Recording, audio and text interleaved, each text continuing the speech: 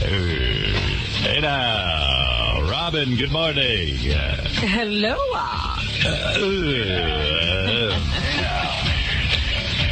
Isn't it good they kept Fred out of the One Direction? I was dangerous. I had a major tirade in here this morning because someone reminded me of that. Oh, dear. Yeah. Fred asked, they had some dumb thing up here. It was like one of those town hall things, which typically, I don't know, I've never seen a big brouhaha about any of these. No offense to anyone in Sirius. But I guess this was one of those town halls that everybody gave a shot. No, you know what, Fred? I'm going to tell you something. In business, there are some people who are more important than others. You've been with I'm definitely not on that curve. You've been on the Howard Stern show for over 30 years. Yeah, but I'm not Howard Stern. Excuse me. Let me finish. I don't have to argue with you.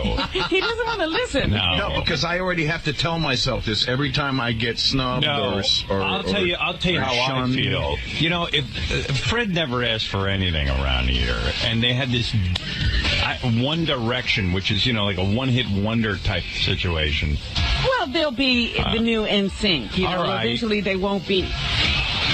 And they took this One Direction. They had a town hall up here, whatever that is. I don't even know. I guess they played their songs acoustically. Good. And so Fred's daughter is like 10 years old. How old is she? She's 10. She just turned 10. 10 years old. So Fred says to them, the guy never asked for anything. I wish he would have come to me, but he didn't want to bother me. The 10-year-old says to Fred... Well, she actually didn't know about it, and I didn't tell her about it because I had a funny feeling I knew where this was going to go. No, but I was going to take a shot anyway. Would you like to tell a story, Howard? No. Well, it's my kid, Robin. I can't say a word. Oh, all right. Forget it. I'm glad they left you out. There you go. Yeah, me too. I'm trying to talk about something. All right. I'm trying to... Fred's been with the show with me for, I don't know how many years, 30-something years. Yeah. And this show's pretty important to the company. They wouldn't have paid us all this money to come over here and lead an exodus from terrestrial radio. But I'm the enemy around here. There's no question about it. It just seems to happen. But, if... and then Fred was giving this about how, well, no one is allowed to go to this event, this dumb event for his little kid, which would have made him a hero to his daughter. Right.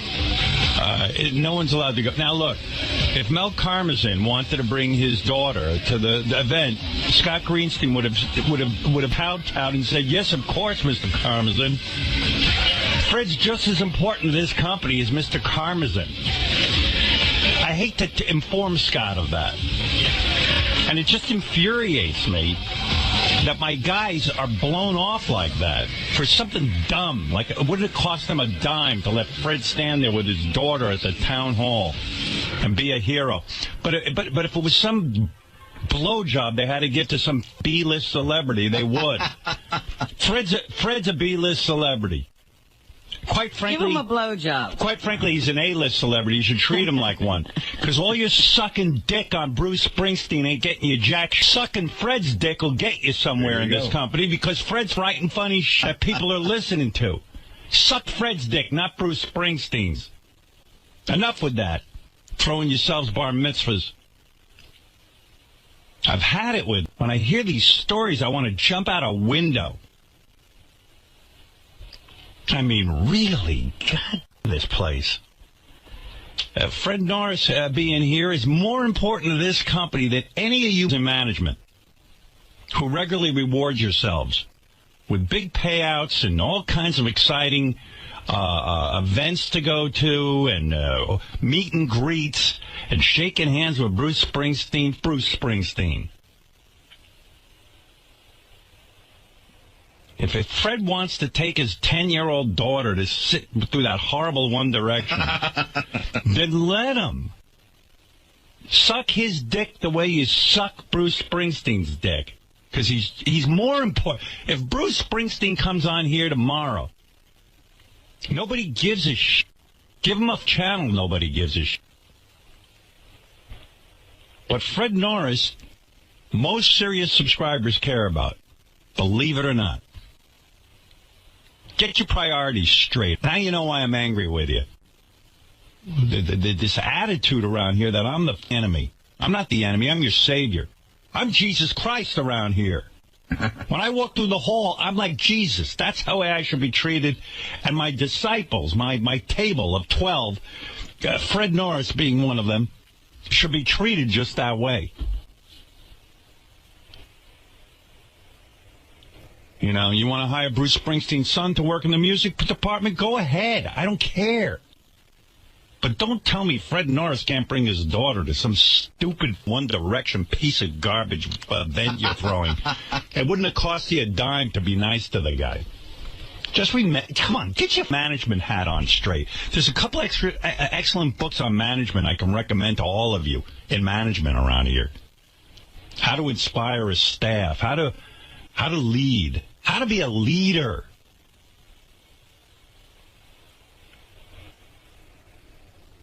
For a $23 million bonus, you guys should read a couple of management books around here. Or take a course in management. Everybody's so important around here. I don't see anything great going on.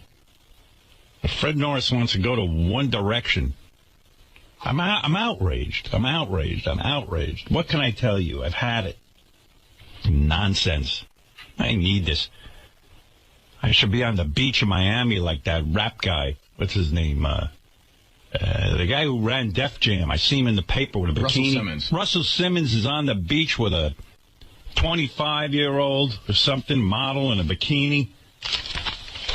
That's it. That's the life. He's walking around Peace and love. Nobody's turning him down. No. The Post is unbelievable. There you go. So Russell Simmons got a belly out to the wall. He's fat. And they go, there's no fool like an old rich fool. And this guy's there he's some old fool, all right. He's there with a 26-year-old beautiful model in a bikini. And he's a fool? Yeah. Not the guy who's writing that caption. Yeah. Let's see. David K.U., whatever that is, wrote the article. He goes, he may be fat, but his wallet's even fatter. Hip-hop heavyweight Russell Simmons and his nearly 30-year younger trophy-squeezed German model 𝗦𝗵cie were living large over the weekend as they frolicked on Miami Beach. Yeah, Russell's a real loser, I'll tell you, boy. That's right. We should all feel sorry for it. You make me a loser like that.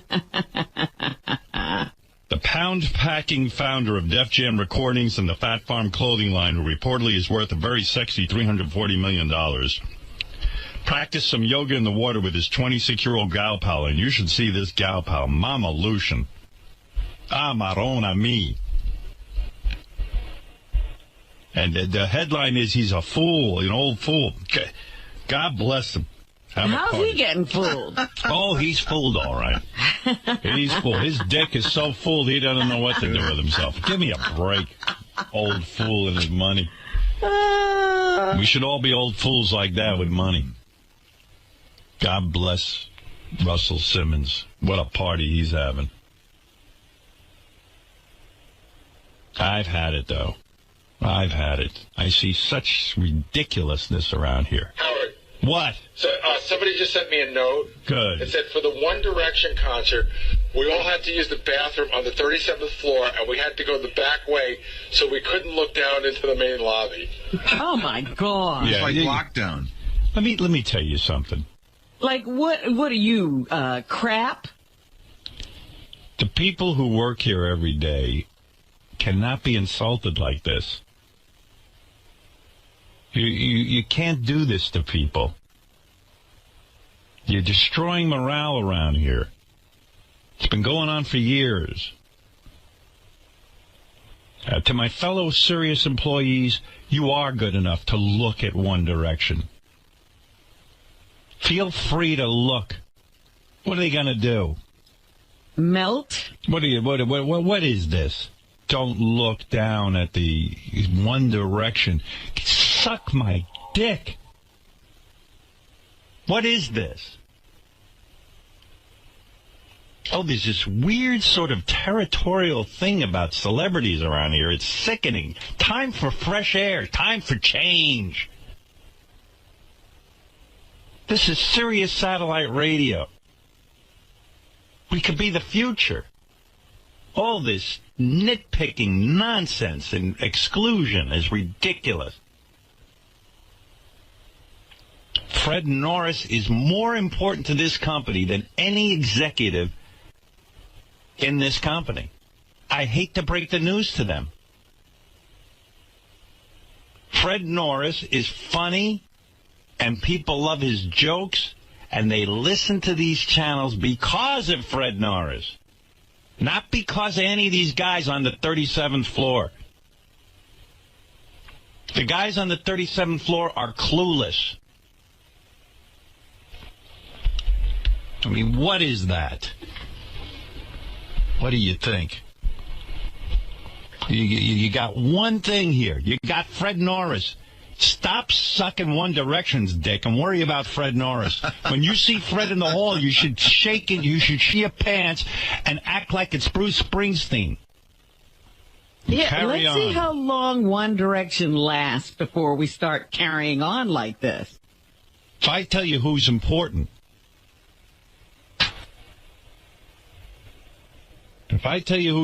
it's Fred Norris.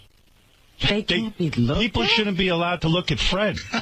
I'm being serious. Can't be looked I don't at. think they want to. I mean, they should issue a memo around here. Scott Greenstein can issue a memo. Please do not look at Fred when he walks through the halls. He's too important to the company to be upset. And don't speak to him unless he speaks to you first. Yeah, around here, everyone walks the other way when Fred walks in the hall.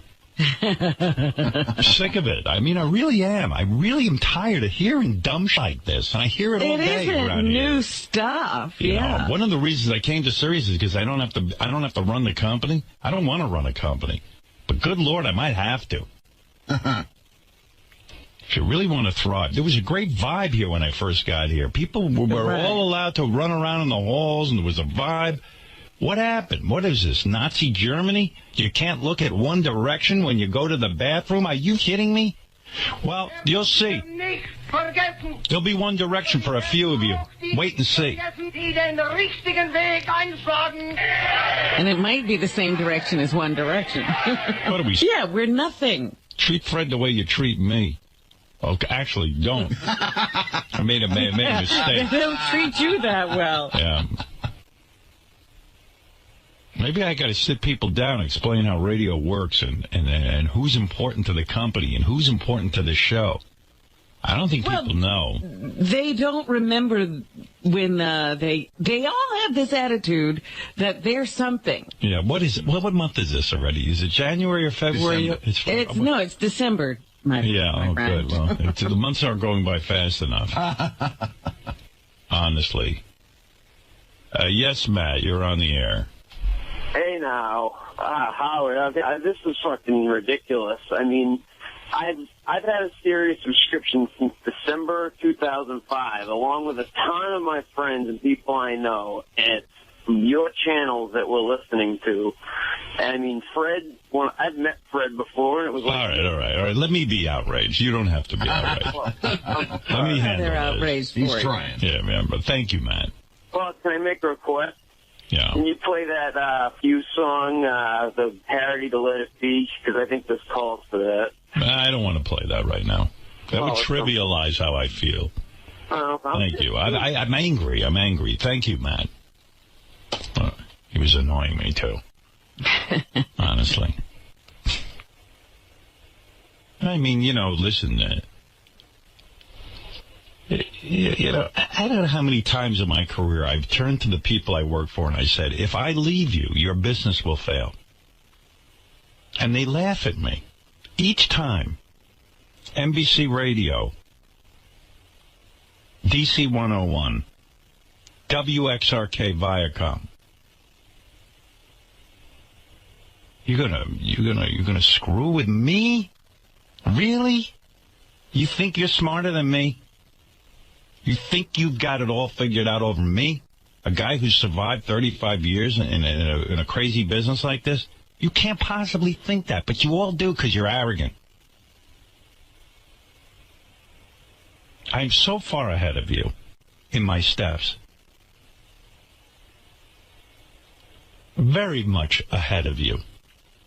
I already know 4 or 5 years from now what's going to happen. How can you beat me at this game? And it is a game. And you've taken sides. And when you take sides, don't come cowering to me. It's too late. Man up. You've accepted your fate. You should, anyway. Ridiculous around here. Fred Norris. One way out, or whatever. One direction piece of sand. Nothing. He can't bring his daughter. They should have parted the seas for Fred Norris. I apologize to you, Fred. I wish I had known about that. I'm very sorry. I wish I could have been. I wish I could go in a time machine and go back and get those little creeps back in here and bring your daughter there.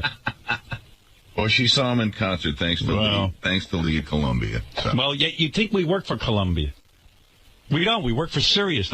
Columbia treats you better than Sirius. They actually did. Did you get an apology? No. I want an apology to this man. But they do it again after they apologize, Howard. Remember when Fred and I were thrown out of the McCartney thing? Oh, that was sweet. Yeah, that was good. That was another great moment in my history here. And they're still on Fred. Right. What are you going to do? And that apology was worth it. And they John Robin if they could get a hold of her. I will let him. Right. They got a hold of me once. Right. But that's it.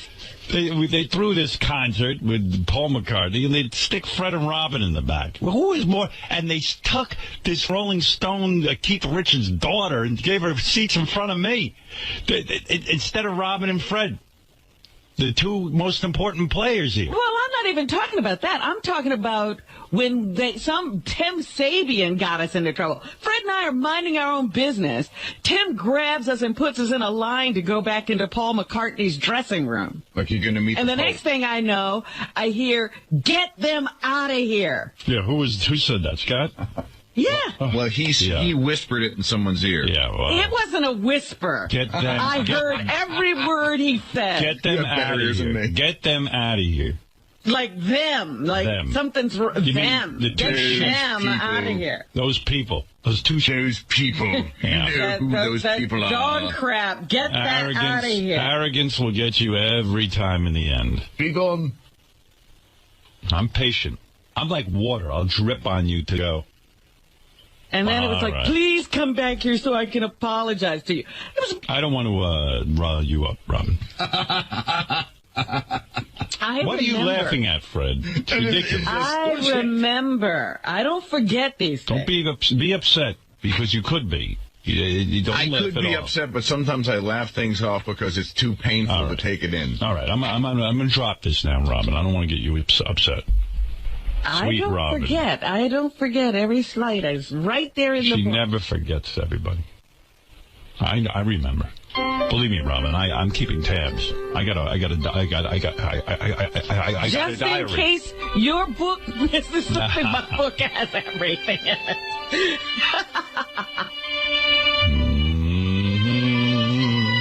All right, Robin, I'm going to move on. As hard as it might be for me, because I could do 4 hours on this. I know. And you could do 10. All right. Well, hey, let me remind you first off, if you're a super fan and you want a chance to win $5,000 in our Extreme Superfan contest, go to SiriusXM.com/Howard. Yes, it's Superfan. $5,000 grand prizes provided by Identity Guard. Join the ScamTheScammersNow.com crusade and receive 30 days of professional monitoring of your identity information for both you and your kids free. Ah, yes. Da-da-da-da. Let me play you a couple of things. That'll make you happy. Here is Eric, the actor, the other day was on the air, Robin. I don't know if you remember. He's a diamond in the sky.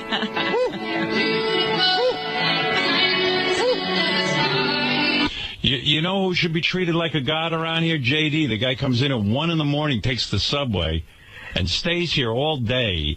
If he wants to go to a One Direction or whatever he wants to do, bow down to him. Stop bowing down to these dumb singers who come in here every minute.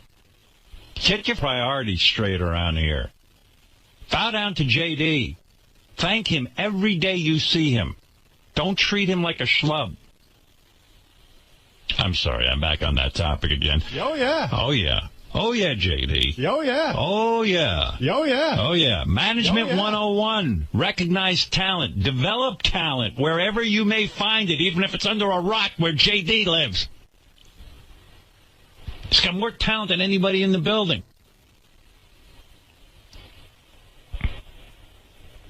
Where was I? Listen to this girl rave about JD. Is there a cover of Billy Corgan doing Space Oddity? I'll take a look. I would enjoy hearing that.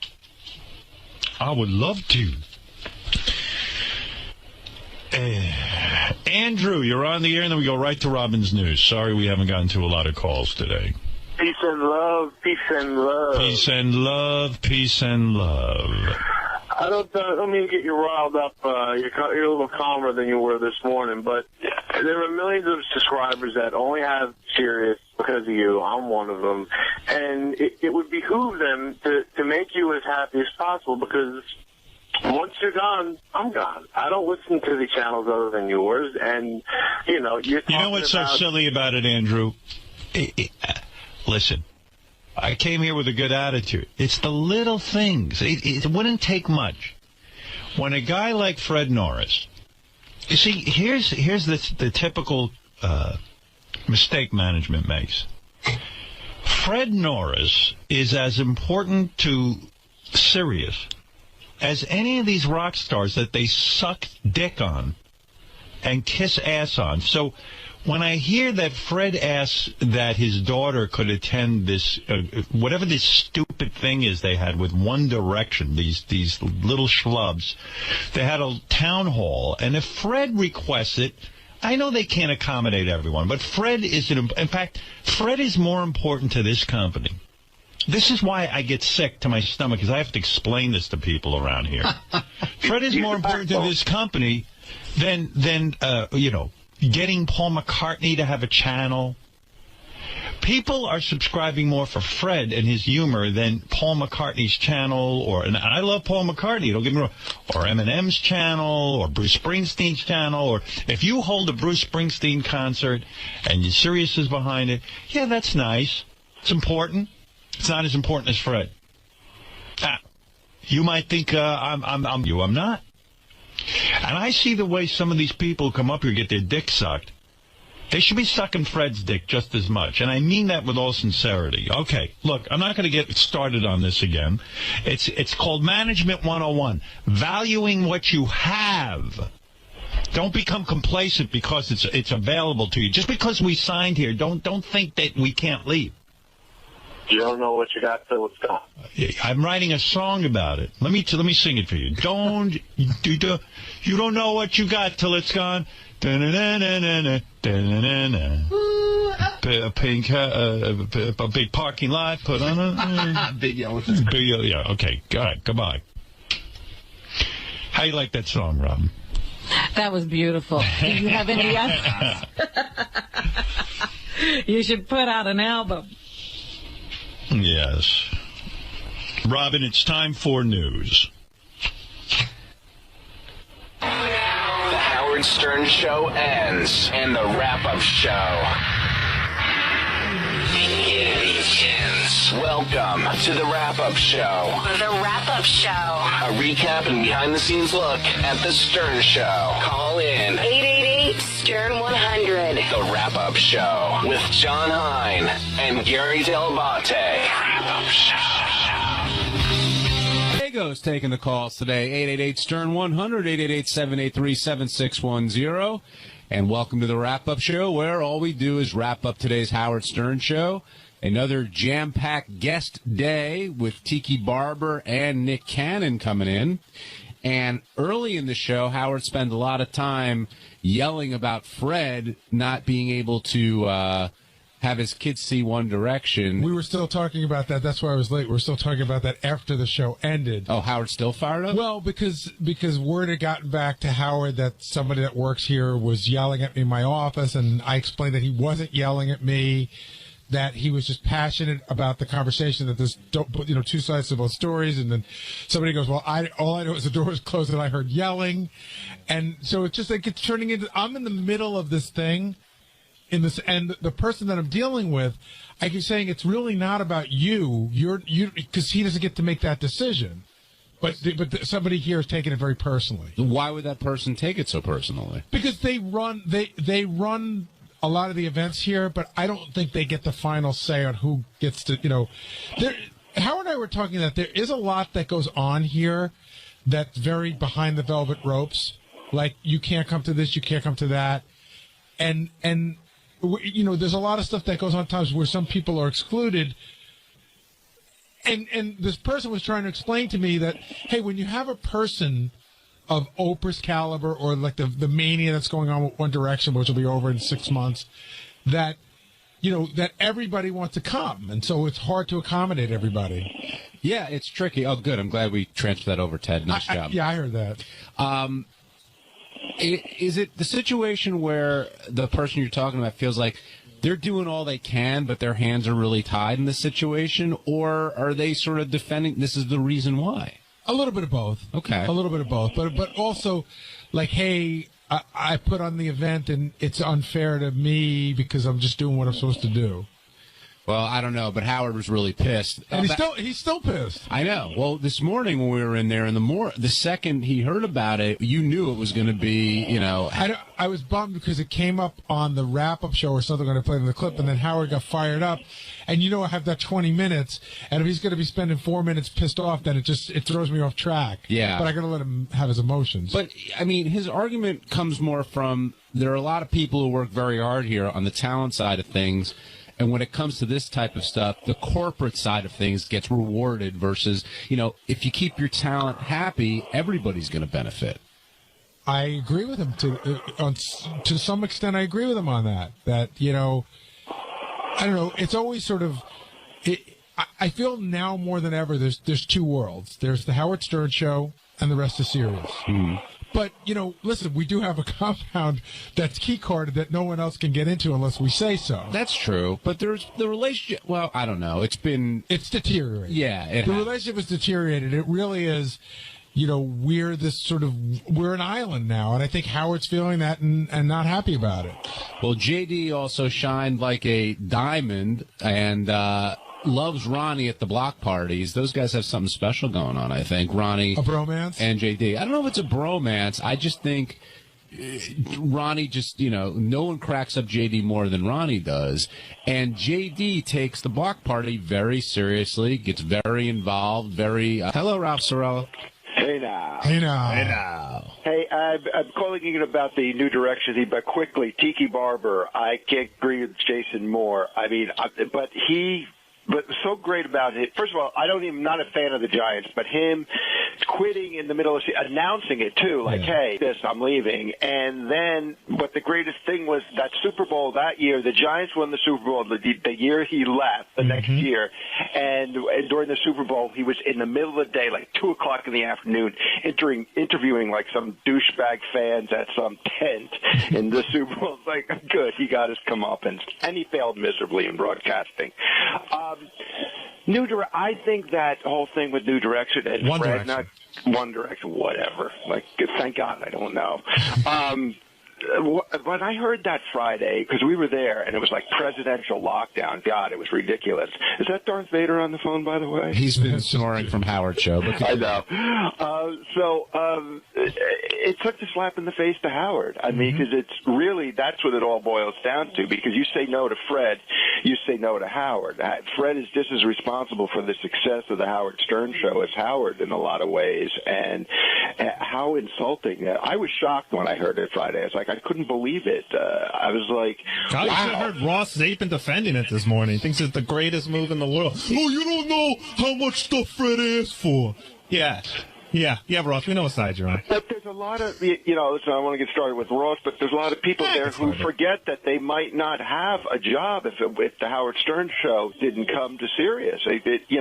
What was it, 600, Gary, how many subscribers? 400,000. You think One Direction is going to come to a radio station with 400,000 listeners? I don't think so. But you're right, Ralph. Howard knocking out XM, and then, there's a lot of ego involved, and, like you said, it is an island now, but, boy, what a shame. I mean, people take a step back and realize, how can you insult Fred like that? It wasn't an insult to Fred. You're right, You don't know. Ralph. I think your assessment is right. It's as much as it hurts Fred, it's a slap in the face to Howard, and that's certainly how Howard's taking it, and he's going to push back on it, rightfully so. And Ralph's right. It's the sort of the bigger shame is, we all arrived with such promise, and I remember like our first days here, and that's all gone. It's all sort of dissipated. Well, it's completely gone. But I also felt bad for Fred on a personal level of him having to say no to his daughter. It's like, this is a cool thing that he should be able to do for his daughter, being in the media, and this is coming in, and it's like,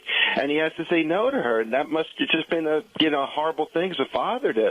I don't even have kids, and I can relate to that. I said this years ago when I first had my kids. I remember I used to spend my whole life scrambling to get great Bruce Springsteen seats, and then when your kids are born, you're scrambling to get in the purple circle at the Barney concert because it just means so much to them, and you want to do the best for your kids. Those Barney tickets were tough. They were tough to get. To give you the other side of the serious coin, it's funny when this stuff doesn't work out. Like when Paul McCartney or One Direction does something, like they send out memos, you can't come to this, blah, blah, blah. Don't even ask.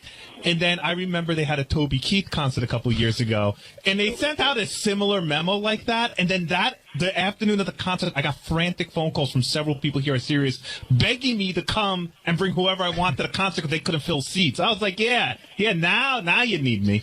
Gary, do you think this can be bridged in some way? Do you think it can be repaired, or are we on a road that you've been down before? This road. The question, he knows the answer to. Yeah, exactly. I mean, this road is, we're like in the Indianapolis 500 at full speed. There's no turning back. And, I mean, if you could read between the lines, it's about Fred and his daughter, and it's about so much more than that. This road is like True Lies. Remember when they're crossing that giant bridge and the plane comes down to shoot at and completely destroy it? Who makes $23 million? Howard threw that number out there today. About who? I don't know. He just said, hey, you're making $23 million a year, and you can't let Fred come into the One Direction. I don't know. Is that Ross? No. All right. Thanks, Ralphie. It's actually me, Jason. Oh, I knew it. I heard the word passive-aggressive thrown around a lot. Teddy, let's take a break. When we come back, we'll move off of this and over to Nick Cannon, talk about his appearance and how he managed to land the girl that he was such a fan of as his wife. Plenty to discuss on the wrap-up show, which you're listening to on Howard 100 and Howard 101. Angry with Jason. John Lieberman has this is going to make me mental. Gary just told me John Lieberman has an update about that whole Fred situation with One Direction. Oh, dear. And I kind of know where this is going because it just makes me mental around here when I hear this. All right, John, I'll let you tweak me for 3 seconds here because I've got a busy schedule today. I was just thinking that Fred should be invited to everything from now on, even things he doesn't want to go to. No, thank you. Part of that. What were you saying, Howard? No, this is going to make me mental. I know it. I've gotten wind of your investigative piece here. Well, look. Here's my point. Fred has a 10-year-old daughter. She's into One Direction. And they had an event up here, a town hall meeting. And Fred said, hey, do you mind if I bring my 10-year-old daughter? He was told no by... Powers that be. I don't know. It's Scott. He tells him no. It basically comes from him. And it's like, this is the guy who is in programming here. And he goes, no one is allowed to blah, blah, blah, blah, blah. And my point is that Fred, while everyone here at Sirius, I'm sure, is very important, Fred is very important to this company. And they treat him like he should never have been told no. I know if I had asked to bring my daughter, I would have been told yes. It's a pecking order. But all right, John, what did you discover? Here's what our investigation has found. A couple different things. Number one, at least 2 celebrities or pseudo-celebrities who were here on the day of the One Direction event were let into the event at the last moment. And they were told... They were like, we want to get these people to do a radio show. If I told you how lame I know something about this. I don't even know if you know who the 2 lame celebrities were. But I do. And these 2, first of all, to give them a radio show, you'd have to be a moron to give these 2 a radio show. They know nothing about radio. Nobody cares about them. It's obviously a waste of time. And it would bring us no listeners. It would bring us no subscribers. I'm convinced of it. Fred, who's working here, is treated like a he is so much more important to this show and to these channels and to this company than these two pseudo-stained celebrities who have absolutely no talent on the radio. And it's not even the celebrities' fault, Howard. No, it's not. It's just... that they shouldn't be bad-mouthed because they had an opportunity and they took it. It's the people who gave them the opportunity. I won't reveal their names. And I don't mean to disparage them. They actually, they didn't do anything wrong. It's just amazing to me around here that Fred Norris was told no. And I've seen this a million times around here. Has Fred gotten an apology? Has anything happened? Robin, no, he will never get one because Fred's a dick. Fred's a head. That's just the way they see everybody around here. And I'm so sick and tired of it. But let me tell you something. If I was on terrestrial radio doing my thing, they'd be begging Fred to come over here. They'd invite him to every stupid, dumb town hall. Go ahead. The other facet of this, which is interesting looking in the context, is this. Another radio show at this company, a producer there won the company-wide tickets to get into the One Direction event. So this person got 2 tickets. Well, this person decided, apparently on his own, to put a bit together that he and a female porn star would go to the event and interrupt the entire event and screw the whole One Direction event up. Yeah. When higher-ups in that show got wind of it, they actually blew the whistle to Scott Greenstein and said, this prank is going on, and so this person has now been disciplined. But that accounts for some of the extra security, apparently, because another radio show at this company was ready to blow up this entire event. Oh. Well, listen. Can you believe that? I'm not looking. I'm into this company. You see, this is the sad part of this story.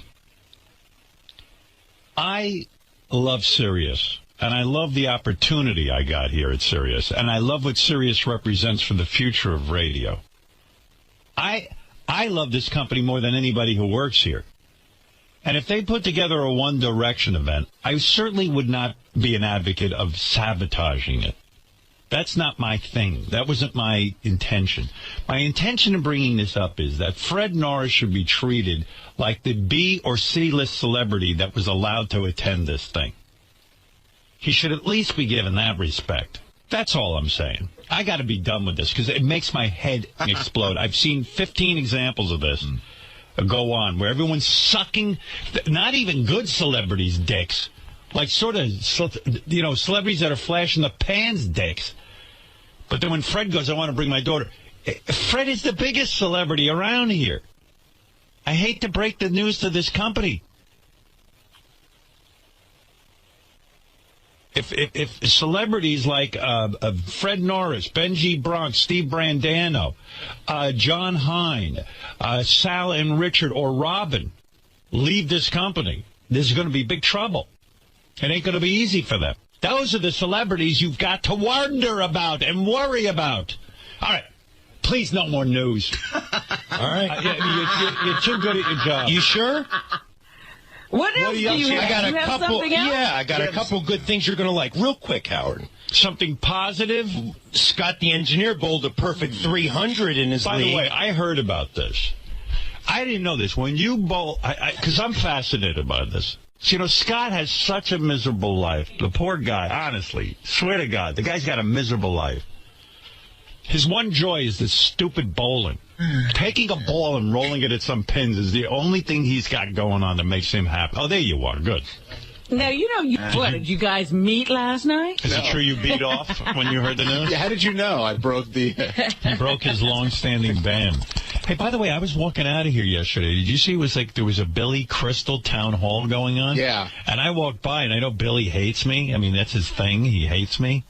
Because we dared to have Stuttering John. What is the town hall anyway? I don't even understand this concept. It's where a guy, we have that big glass room, and the public's allowed to come in and hear him speak about his career, and then they ask questions, and then it airs on one of the channels. It's actually is that right? It's a nice thing that we do for the listeners, you know. Yeah, they bring. Well, I didn't even know what it was. They bring about 20 subscribers inside the room with them, and you get to ask them a question directly. Yeah. So they had Billy Crystal do one yesterday, and was it fun or funny? I didn't hear it. I walked by and I saw him, and I was like, "Oh, he hates me," and I just kept moving. You know, I didn't want to bum the dude out. You know, apparently. You think just seeing you would bum him out? Yeah, I think he sees me as the devil. Although Tess Norris wanted to go to the town hall, and they told her no. Really? Yeah. Poor Tess. She gets kicked out of everything. Tess has never made it to one town hall. I said, Tess, stay in school. Better off. And Charlie Sheen's ex, Brooke Mueller, has entered rehab for the 19th time. And call me an optimist, but I think it's going to work this time. 19th, the lucky number. You have to keep doing it. You never know what the magic number is.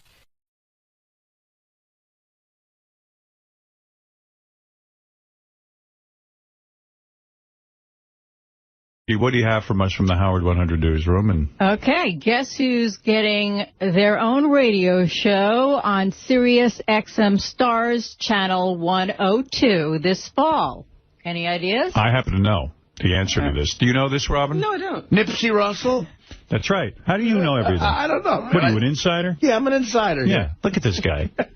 Mr. Big Shot. You know what? This Big Shot hangs around all day and he hears things. Now, who is getting this? It's Rosie O'Donnell. Can I talk about this? Wait a minute. Yes. Rosie's coming to Sirius. Rosie O'Donnell is coming to Sirius. Now, I'm a bit upset. I would imagine so. Not with Rosie, of course. I'm very happy that Rosie is coming to Sirius XM. First of all, I happen to think she's really good on her own. Yes. And when she would do these blogs and she would give her political opinions and talk about what's going on in her life, she has that unique ability to be funny but also compelling. She's always interesting. She gets people talking. I believe she will be good for Sirius XM. Absolutely. Now, when she's not going on OutQ? No. No, as a matter of fact, OutQ's too gay for her. Yeah, she doesn't like that channel. I talked to Rosie the other day. She goes, they're so gay over there. They're so gay. She goes, listen, I'm gay. I'm married to a woman. I got children with this woman. They're so gay they make me look straight. But those guys over there are way too gay. Man, are they gay. She don't want to be there. No, to answer your question. Right. In a nutshell, no. She's not going. No. Too gay. Because I can't take those gays. She's very anti-gay, actually. That's what you'll learn. But anyway, yeah, she's going to go on the opposite of the gay channel. She's against gay marriage. Yeah, she's on the Republican channel. InQ. She's OutQ, InQ. And SynQ. That's the Symbionese Liberation Army. The SynQ channel. She's going on the Catholic channel. Right. That would be great. Her and that would be interesting. Yeah. Now, anyway, so, I developed this affection for Rosie. I liked her. I told everyone about had her on the show. And, at the time, I said to her, off the air as well, I said, you would be terrific on satellite radio. I heard you. This was in the break when I was inside the studio. I said, if you would like to talk about coming to satellite, I'd like to put you in touch with Scott Greenstein, and I'd like you to, perhaps talk about it. And she goes, I'm going to think about it, And I said, can I, give me some contact information? And I spoke to her about it, and I turned the executives here, Scott, onto Rosie and said, why don't you talk to her about it? I wanted to bring her to our channels. Yeah. I thought she'd be terrific. What an amazing thing for you to present her, too. I mean, her have her own... I would have liked to have done that. Yeah. I really would have. And it would have been interesting. Would have been nice. Good for everybody. A great synergy, I would think. So, of course, nobody told me that Rosie was coming. Because, look, I'm just an employee here. You understand? They left you out of the loop after you got the ball rolling. Yeah. Originally when I came here, there was some talk about how I was a partner in this thing. But you know, I guess I deluded myself. I guess I'm just a peon. I'm a piece of, I'm just, what am I? You're an employee. That's what I'm high-pitch Eric. You're a jamoke. Not high-pitch Eric. Yeah. I mean, no, listen, I'm an employee. I accidentally forgot my place. Right. And realized... Actually, they take a meeting with high-pitch Eric faster. Yeah. No, maybe they don't trust me, or maybe they can't tell me this and that. But what I would have said is, I say, hey, how about putting Rosie on this channel? And I'd like to be actively involved in helping her create the show, if she wants me involved in that. And if not, I'll back off. I said, well, we'd love to have her on here, because, after all, this was my sort of a dream to have her come to satellite radio. Right, your idea. So, unfortunately, other than setting this whole thing up and getting the dialogue going, I have not really been consulted on it. And I understand my place, of course. I mean, after all, what am I? I don't think I'm that important. And I know I'm not that important. Well, stop it. Now you're getting ridiculous. No, I understand. Listen, obviously management thinks of me as an because I'm not a guy you would talk to. You would just use me to get her here and then drop me out of it. What the f is so funny about me? Right. Thank you. Well, let me say something to management. How funny to you? How the fuck am I an asshole. I know I'm an asshole. I know anyway. Might I say something to management? Go ahead. No. They know what they're doing. Don't get upset. No, because obviously they were right. They don't. No, they were right. They were right to keep me out of it. Scott Greenstein was right to keep me out of it. Let me say... He's smart. Anthony, Viacom, Infinity Broadcasting. No, they were smart too. Clear Channel. They were smart. There's history. You worked with a lot of geniuses. I'm extremely dumbfounded. But anyway, on a personal level, I am actually thrilled. I am thrilled that she is coming to this company. I think she's going to be terrific for it. And I think she's going to be a very good host. I think she's going to mix it up and do some interesting programs. How often will she be on? She's doing mornings, weekdays from her home. Wow. That's terrific. With all her kids running around, I guess. I think it'll be great. At Rosie's house. From the craft from room. 6 to 10 in the morning? I don't know the specific hours, but I would think so. So if we're you could tune over to Rosie. There you go. But why are you upset that they left you out of it? You still I didn't say I was upset. I said it's smart that they left me because they know better than I do. I'm saying they were very bright to leave me out of the decision. You're a great news person. I mean, in other words... Well, Lisa, if you had an idea and you affected some introductions and you indicated that you would like to help develop this and you wanted it for your channel... On your channel. Why would you be upset if it turned out to be completely the opposite of that? You mean, why would I be upset that I tried to get Rosie on our channels and try to set that all up, and then I'm completely left out? You're right, Lisa. Yeah, what would you be upset about? And not only, by the way, what right do I have to expect to be included in anything that I set up? I mean, that's classic management. Rosie's show airs from 10 to noon. Yeah, I was going to say, why would she they should have said mid-morning. 6? What? Should have said mid-morning. I didn't see mid-morning. From 10 to noon is good. It's 2 hours, and then you can hear Rosie on, what is it, on Stars? 102. Stars 102. Stars 102. That's good. That's a good channel. That's a good idea. I think actually being on this channel would be dumb. Yeah, you'd expect certain kinds of talk on this channel. Yeah. That she wouldn't do. Provocative. I'm wondering who else I can attract to Sirius and not have them on their channel. Yeah. I think Paul McCartney said he'd do a show. Yeah, I think I made the mistake of thinking I was integral to Sirius. Right. And I forgot my place.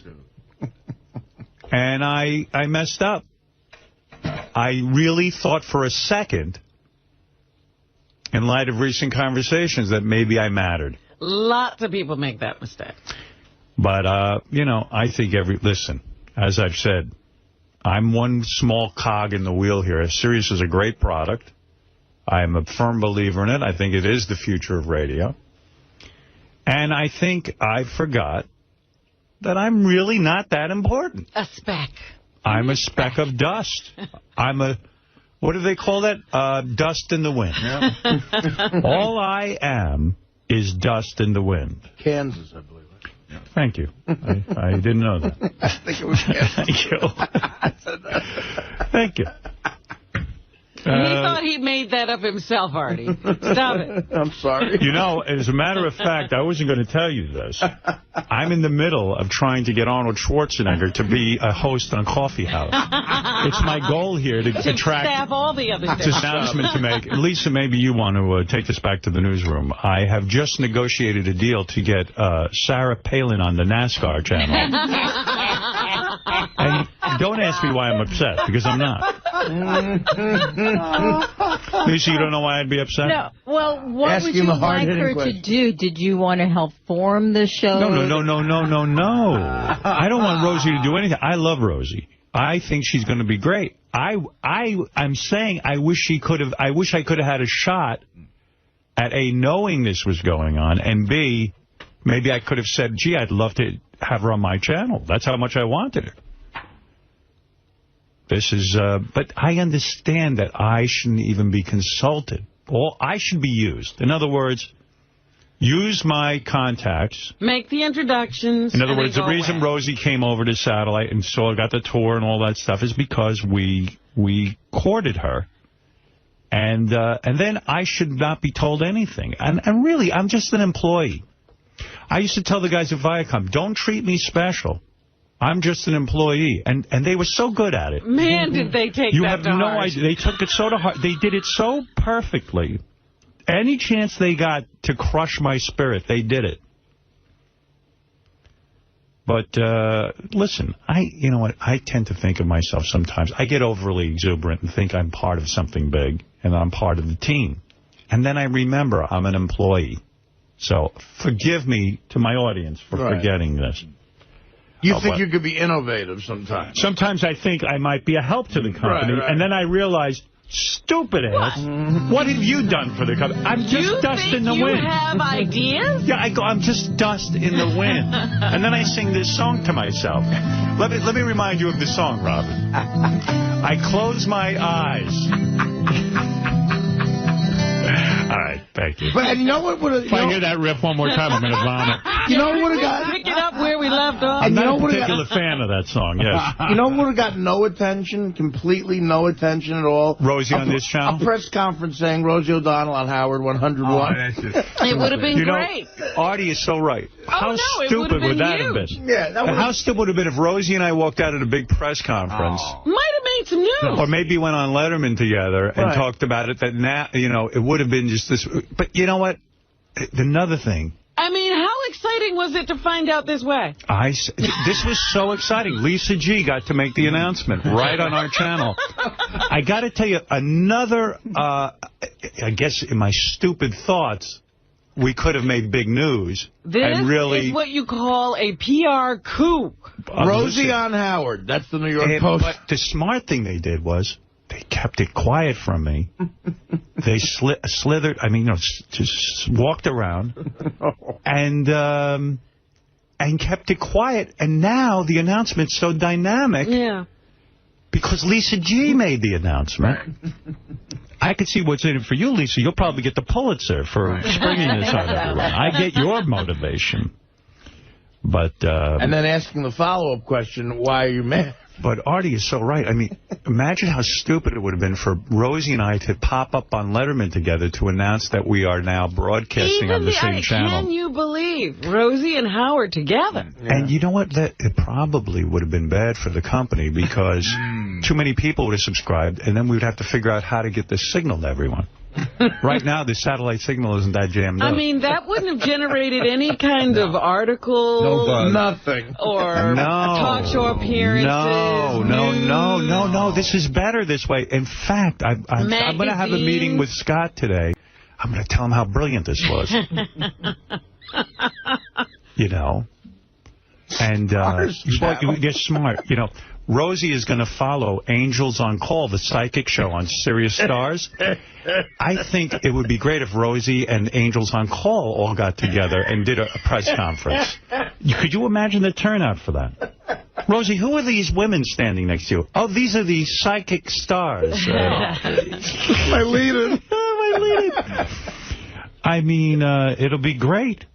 Yeah, the brand stars. We're going to get Ellen and Portia de Rossi on the Catholic channel, and they're going to have a big press conference.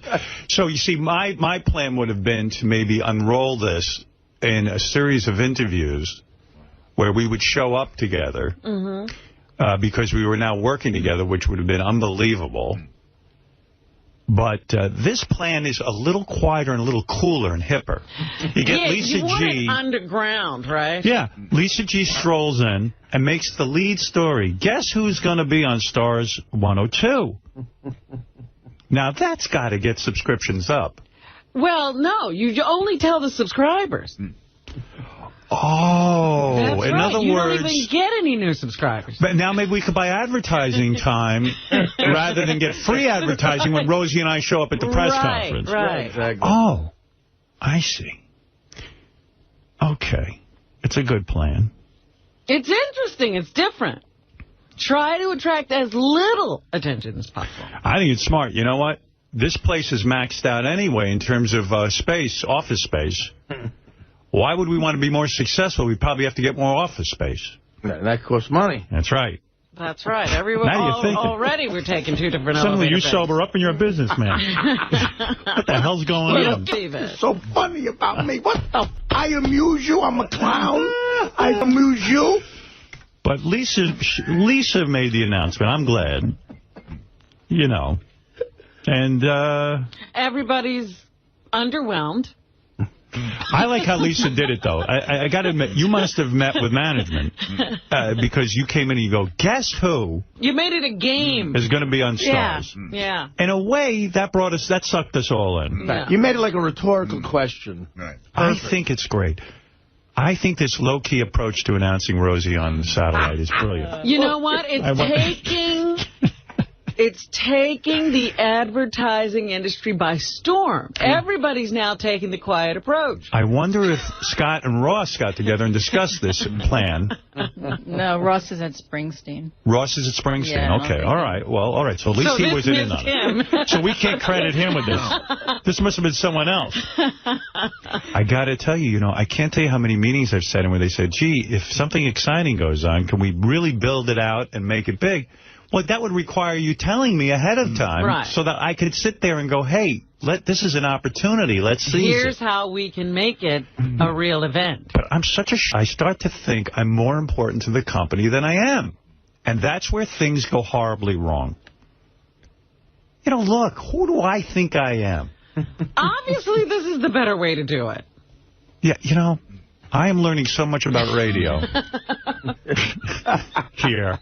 I can't even tell you. What are you talking about? Make a big I've splash. never seen a more brilliant approach to a startup organization. Absolutely. That's right. There's a subtle beauty in this that you just don't see. If I had been on those meetings, I would have said, listen, when Lisa comes in to announce this, okay, instead of her saying it so clearly, she should mumble it at first. So she go like this. I go, what? Lisa, I heard you say so. I could have sworn you said, I said, I think you said Rosie O'Donnell's coming to satellite. And then everyone would have subscribed. No, then wait, Chris O'Donnell was coming to satellite. No, Rose. See, my stupid plan was, let's say I go out on Letterman. Right. And I say, and I walk out with Rosie O'Donnell. The place goes nuts. Yeah. This is how dumb I am. And thank God I'm learning about radio. Or maybe I just call in all of the press right here during the show. Which we've done before. Right. And we say, ladies and gentlemen, my new discovery. Wow. And then we would get all these free newspaper articles. And that's my stupidity.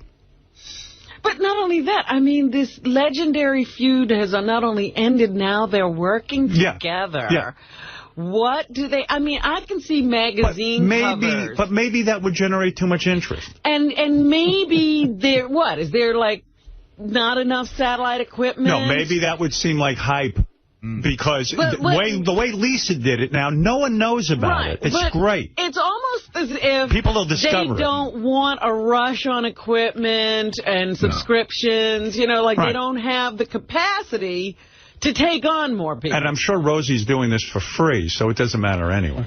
Why would you want to generate more money? No, money. You're so crass. They looked at it. They looked at their business plan. They said, we've got to sink more cash into the Stars channel. What is wrong with you? Know what channel needs development? Yes. Stars. Let's give them the biggest coup. That Stars channel is bringing in all kinds of subscribers. I'm so stupid. About a couple of months ago, I said, it might be a good idea once in a while to include me in some of these creative decisions. And everyone looked at me like I was nuts. Now I know why. Because I never could have come up with a plan like this, having Lisa walk in and announce that Rosie O'Donnell's coming to satellite. I would have thought that was too elegant. I'm so stupid. I overhype everything. Yeah, you're crass and loud. Enough to be stupid, you moron. I would have used the same principles that got 2 or 3 million people to sign up immediately when we came here. And loud, and that was obnoxious. Right. That was obnoxious. That was a disgusting way to make money. That was a lot of money. We were embarrassed to be a part of that. Well, I'm learning. All right. Lisa, what else is in the news besides Rosie O'Donnell? You sure you want me to go on? Yeah, I like that story. Don't say what you just said too loud. By the way, Rosie, congratulations. I'm so happy you're working here. I think it's great. I wish you were on our channel, but I wasn't in on it. But I'm glad you're here. Hope to be a guest on your show one day. Yeah. Come to your house. All right. Anything else, Lisa? Yes. Yes. Jillian Barbary Reynolds is back at her job at Good Day L.A. after her recent appearance here on the Stern Show. But Howard 100 News has learned that things haven't been especially good between she and her co-host, Dorothy Lucy, since Jillian came in here. Why? Jillian says, quote, Dorothy hates me even more now. She heard about my appearance on the Stern Show. She now won't talk to me or even look at me. Howard is right. She hates me. High school all over again. Whatever. He does hate her. I mean, anyone could see that. It's just obvious. By the way, do the other story you said you were going to do. The one about Tom Cruise joining the Weather Channel here at Sirius. Do it that way. Don't make a big deal about it. Just mumble it first. Guess who's coming to the Weather Channel? Who's coming to the Weather Channel, Lisa? Tom Cruise. Great. Okay. What else is doing? Why announce that to the press? Go ahead. That was smart the way you did that. I like it. Go ahead. Guess whose book is moving up on the New York Times bestseller list? Artie, of course. Artie Lang. And I'm on the Stars channel. Yeah. That's from being on the Stars channel. It works every time. And, you know what they said, Art? The time you went on the Stars channel and mentioned your book. Didn't you promote that on that psychic show? Yes. Yes. That's good. They said, the Howard stuff wasn't useful. But when you went on the Stars channel. Being on this channel would have been a big mistake. Artie, you're doing it all wrong. Yeah. You don't know what you're doing. You're doing it all wrong. You're crazy. What else do you have? See, the book I had to go to summer school to get out of high school. The book is moving up to number 6, but if it was on the Stars channel, it would probably be number 1. There Absolutely. You go. There you go. He's a real loser. He's only number 6. Anything else? Yes. Access Hollywood's Maria Menounos describes her experience filming a scene with Richard Christie for the film Serial Buddies, which she's producing. The movie is about, she calls it, 4 Dumb and Dumber serial killers on a road trip, like Napoleon Dynamite meets Dexter meets Superbad. That movie's going to make a fortune. What a brilliant idea, putting Richard Christie in a role. He plays a skinhead. I think Sirius wants to talk to him right now. Well, she tells me she might have another member of the Stern staff make a cameo appearance in the film, but she refuses to say. I like her, boy. Is that you, Artie? Maybe. Might be. I don't know. She Why not? To say. But Maria actually did call me about doing a part. Oh, good. And, it is you. Yeah, no, it is. I mean, I don't know why Lisa did it that way. Well, because everything is being orchestrated. I know, right? Same with the Rosie O'Donnell. That's the new serious hype. You just say, is it you? Son, you're caught up in the hype machine. Who? Me and Maria we're going to walk out on Letterman together. Perfect.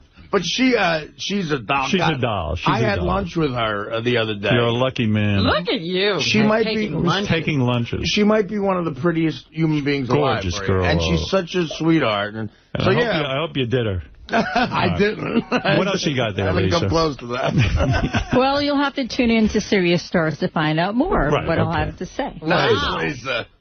Well, anyway, thank you, Lisa G. It was a lot of fun, and thank you for breaking the big news. I appreciate that. And by the way, Jimmy Hoffa will be on Pharrell tonight.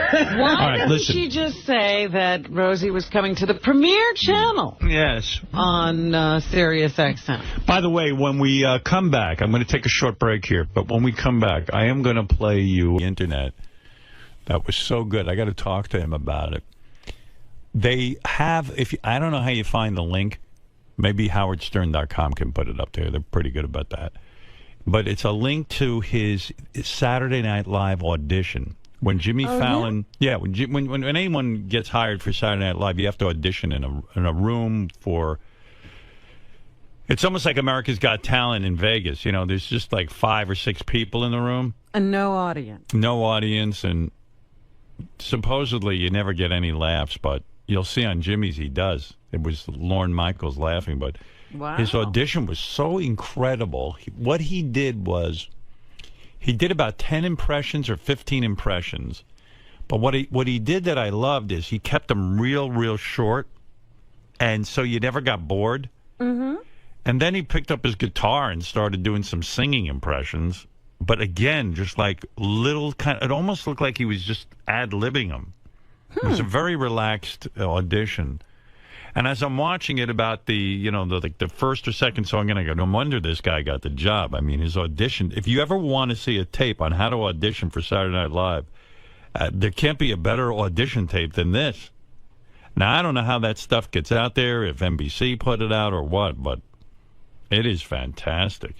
Maybe they're trying to show, maybe they've been getting a lot of bad auditions, and they thought maybe we got to show a good Maybe, I don't know, but man, it was just incredible. And maybe I sensed a little bit of nervousness on his part in the beginning, but not really. I mean, he just seemed real confident for a young guy. Well, that's part of the trick of stand-up. Yeah. You gotta be confident. Hey, Jimmy, is Jimmy here?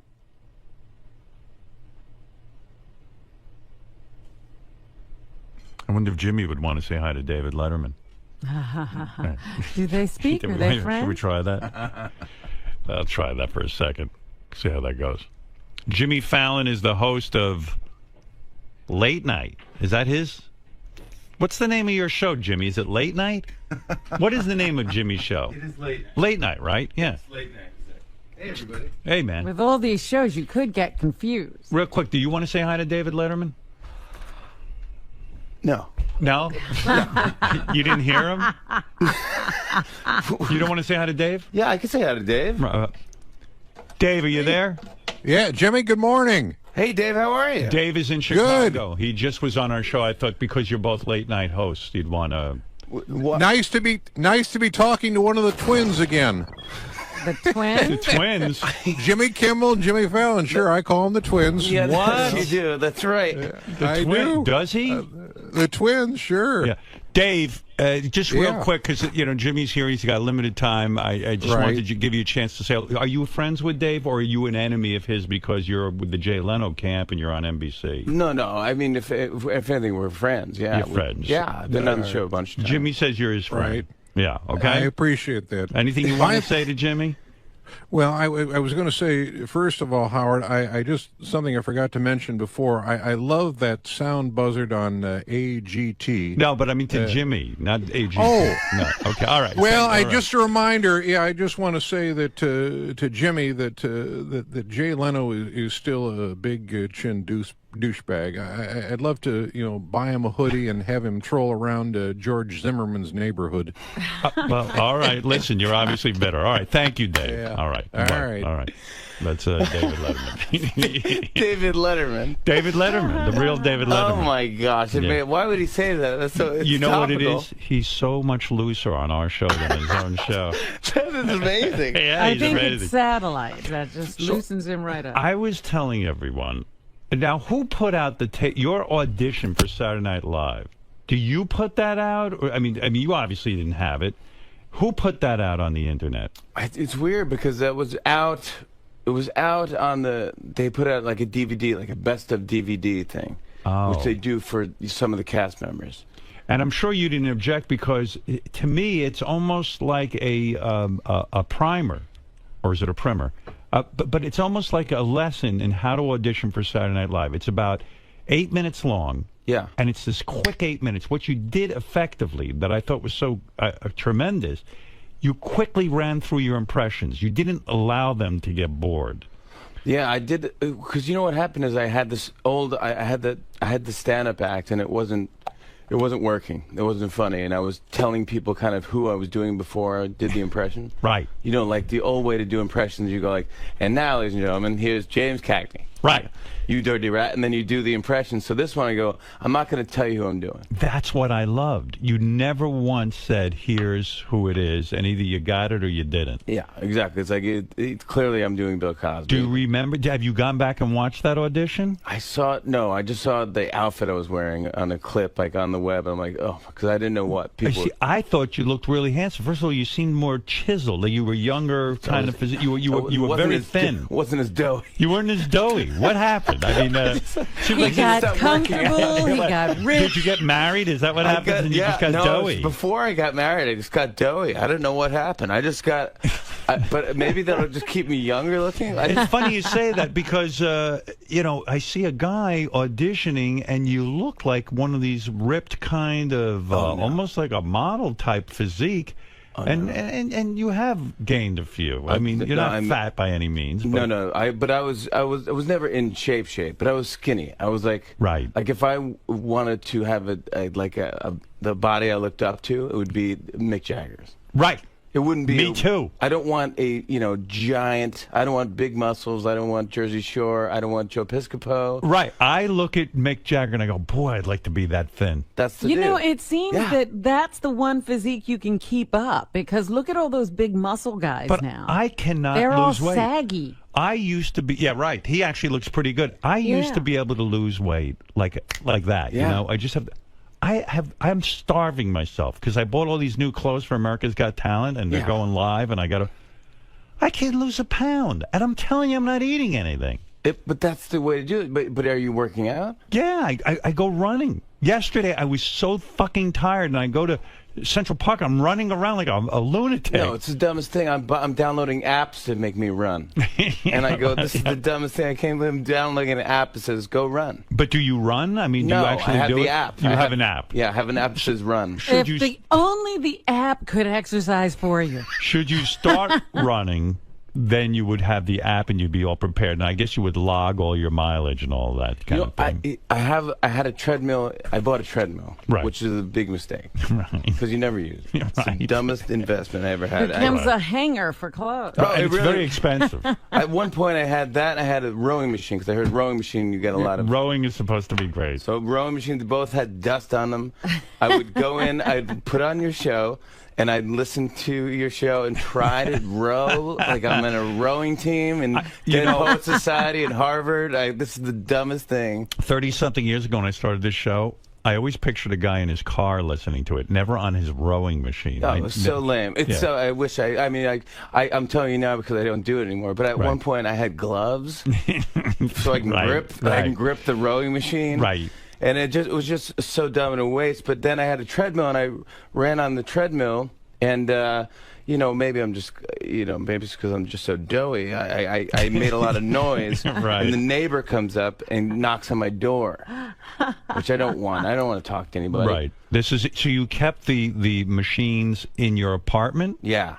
Oh, I see. And I imagine it just wreaked havoc because those things are very loud. To have them in an apartment is outrageous. Yeah. And you're just pounding. I'm just pounding. It was like boom, boom, boom, boom. Yeah. My aunt used to have a guy that lived above her in Brooklyn who used to chop up pills every morning. Right. And you could hear him, and that was the alarm clock because he'd be trapped because he couldn't swallow his pills. And you go, that's her alarm clock. So I'm running on the thing, and I understand. Right. But it's not like I'm not up at like 6 in the morning pounding. Right. This is like 10. So what are you going to do if you're getting doughy? Are you cutting back on your calories? I don't know what to do. You don't. It's horrible. It's a thing I have to embrace because I don't know what to do. But I eat pretty well. Yeah. Do you? Yeah. Like, did you have a breakfast this morning? I had some oatmeal this morning. Oatmeal. That's it. That's Just oatmeal. good. That's good. Right? Yeah, but I'm normally not up at this point. Right. That's true. But So you'll eat a lot today. What time do you normally get up? Like last night, I had a Philly cheesesteak on the way back. I was on QVC last night. Yeah. Now I would QVC? think you would not go on QVC. Well, that here's it the wouldn't thing. be cool, so to speak. Oh, that's why I just want to see what it is. Right. I want to go to this thing because I want to sell this record. All right. So you've got a new record out. Yeah. Why would you? If you go on QVC, I happen to know something about this. You've got to give them a cut of everything you sell, right? Yeah. Well, I'm giving everyone a cut anyway. You are? I mean, NBC's getting more money than I'm getting for this. Because a lot of the stuff on the CD are performances that you did on television. Yeah. And so they have the rights to it. Yep. So they're going to get a cut, and QVC's going to get a cut. And and then the record label gets a cut, and then every guest star on the album. Why put it out? Where do you get money up front? How do you make any money with this thing? I really don't make it. The way I do it, I think in the future somehow I'll make money. Like more people will watch my show, or more people will know who I am, or what the things we do on our show. That is actually your strategy with your show. Because you're on late at night, 12:30 at night, a lot of people don't get to stay up and watch it. And I know that you make everything available on the internet. And it's true. I mean, those clips do go viral and they go big. But then they have to take them down. What do you mean? Well, I think it's a Writers Guild thing. Right. You know, remember when the Writers Guild had the strike? They had a thing about internet rights and all this stuff. So we're only allowed to put certain sketches up for like 2 months. Oh, and then otherwise they'd have to be paid or something like that. Yes. And Wow. NBC doesn't want to pay for that, which is fine. But it's a bummer for the writers who want to see their sketches on it. But it is true. I mean, I really do. You know, I see more of your show on the internet. Yeah, which a lot of people do, or in a taxi cab or something. Did you think when I appeared on your show the last time that I was overly rude to Mick Taylor of the Rolling Stones? Absolutely not. Was there any fallout from that? I mean, because I was kidding him about leaving the Rolling Stones, but I did it lovingly. I do love Mick Taylor. No, as I was leaving, I said goodbye to him, and I gave him like a man hug.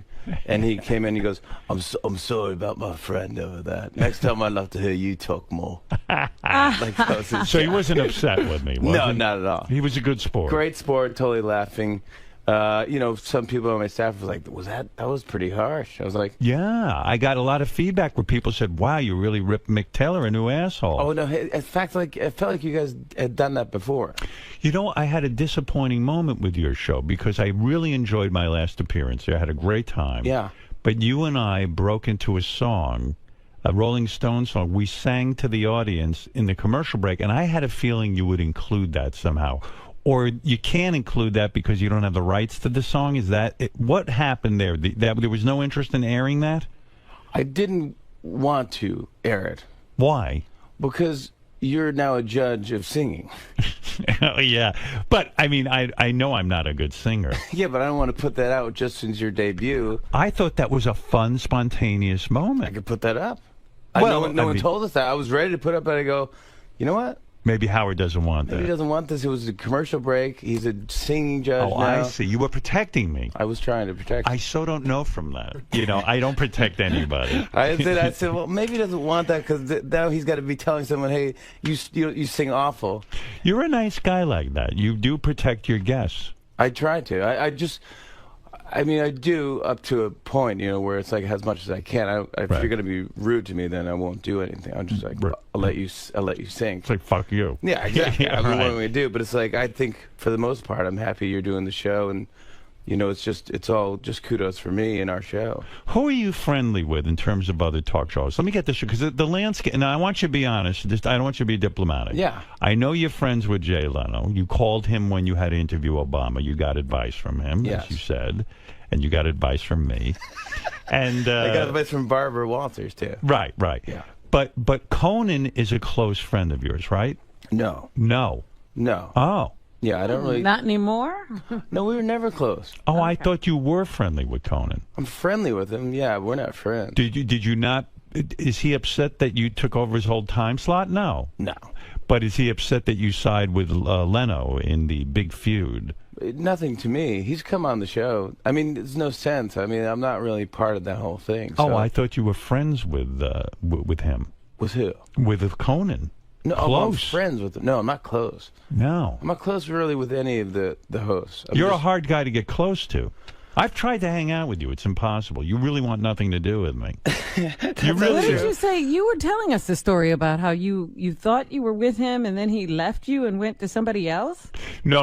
I ran into Jimmy when I was in Los Angeles, and he came over to the table. And we were eating together. He was having a smoothie, and I was eating a salad or something, and I was with my wife. And then he quickly got up after a while to leave, and it was because 𝗦𝗵ici𝘄 and a whole power table were waiting for him somewhere else. That power table converged. You are a very social guy. Beckham was there, yeah. Yes. Beckham was by the pool. Enjoying the water, Jimmy. Yeah. He didn't talk to me because, you know me. How cool is that guy? He was wearing a ski hat on the pool. Well, you're saying it in a nice way, but you're really making fun of him. Beckham is there. It was 900 degrees in L.A. We're sitting by a pool. Leather jacket. The fucker's got a leather jacket on, and he's got a ski hat. Like a little jaunty. Yeah, and even like my wife and I are sitting there go, look at this fucking guy. Is he a poser or what? I didn't know who he was. He's a good-looking dude. Yeah, but I didn't recognize him as Beckham, but I just said, look at this guy. He wants so much goddamn attention. He couldn't bring more attention to himself. Why would you sit by the pool if you're wearing a leather jacket and a hat? Right. So is that cool? I think it's not cool. I don't know. I mean, well, sure. I don't know. I could never pull that off. You would make fun of me so bad if I rolled up to the pool and said, Howard, Beth. And you're wearing your shorts and a leather jacket. And a leather motorcycle jacket and a ski hat. That's a hard look to pull off. I'd be like, I'm hanging out with the Edge. But you do have, you see, you have played it where you are friendly with a lot of celebrities. You were just at the Drew Barrymore wedding. That's right. Yeah. And now that was some wedding, right? Gorgeous. And there were a lot of famous people there. There was a lot of people there, yeah. Well, it's just a lot of people there. Yeah, but a lot of famous people there. Who was at the wedding, and how much fun did we have? It was good. It was fun. It was... you know, I don't know. Cameron Diaz was there. Cameron Diaz was there. Is she hot in person? Gorgeous. Gorgeous? Yeah. Hotter in the movies than in real life? No, she's very pretty. Oh, okay. Yeah. All right. I've known her for a long time. So right. She's friends with my wife. Oh, no, that's right. Your wife's a big shot. That's right. Your wife's a big shot. She's not a big shot. What kind of big shot is she? She's some sort of producer. She produced. She works with Drew. They became Flower Films, like the partner, and so they did like Donnie Darko and Charlie's Angels, and it's just a bunch of other movies. Is the marriage gonna last between Drew Barrymore and this guy? I say no. What do you say? I say yes. Really? Yeah, he's a nice guy. Her track record is poor. I agree. Right? Yeah, I think she would agree. Did you sit her down? Do you really go with, like, this is a serious wedding? Did you sit her down and say, listen, honey? I'm such a mush, though, at these things. I go to these things, I go, I got to go to this wedding. I don't want to talk. I just want to go and enjoy the wedding, and it's good. And so it's another wedding. And I've been to so many weddings. And I used to be an altar boy, so I served mass. I served weddings. Right. But then I get there, and it's just really emotional. Yeah, and you cry. I start to fill up. You're a good man. I'm worse than any of these people. Like, I can't even look at Cameron Diaz. She's not crying. I'm filling up, going, and no one even at the altar. No one cries at a rabbi talking. No. I'm not even just Jewish. Being in the building. I'm not even Jewish. She's saying words. I don't even say anything. But nobody cries. Yeah, look at that. I'm crying. Like, that's beautiful. But nobody cries at a Drew Barrymore wedding. I mean, unless you're the groom's parents. I mean, really.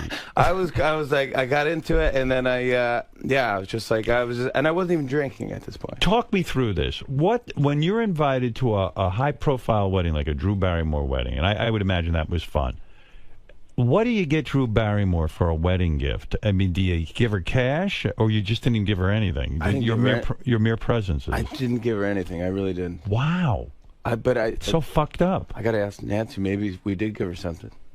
We had to give her something, right? I don't know. Yeah, I had to travel. That's your gift. I mean, don't you hate that? It's the gift of you. When you have to, it's a destination wedding. Yeah. And you work for a living. Yes. So I have to take off of my work. Right. And fly to where you're getting married. And then give you a gift. And then if they get divorced the week after, I don't want the gift back. Right. I want my time back. That's right. I want my tears back. Yeah, exactly. All the emotion you vested in this thing. I really put a lot into this. But really, you do have to get a gift of some sort. I do, right? Yeah, But don't you have there's a window.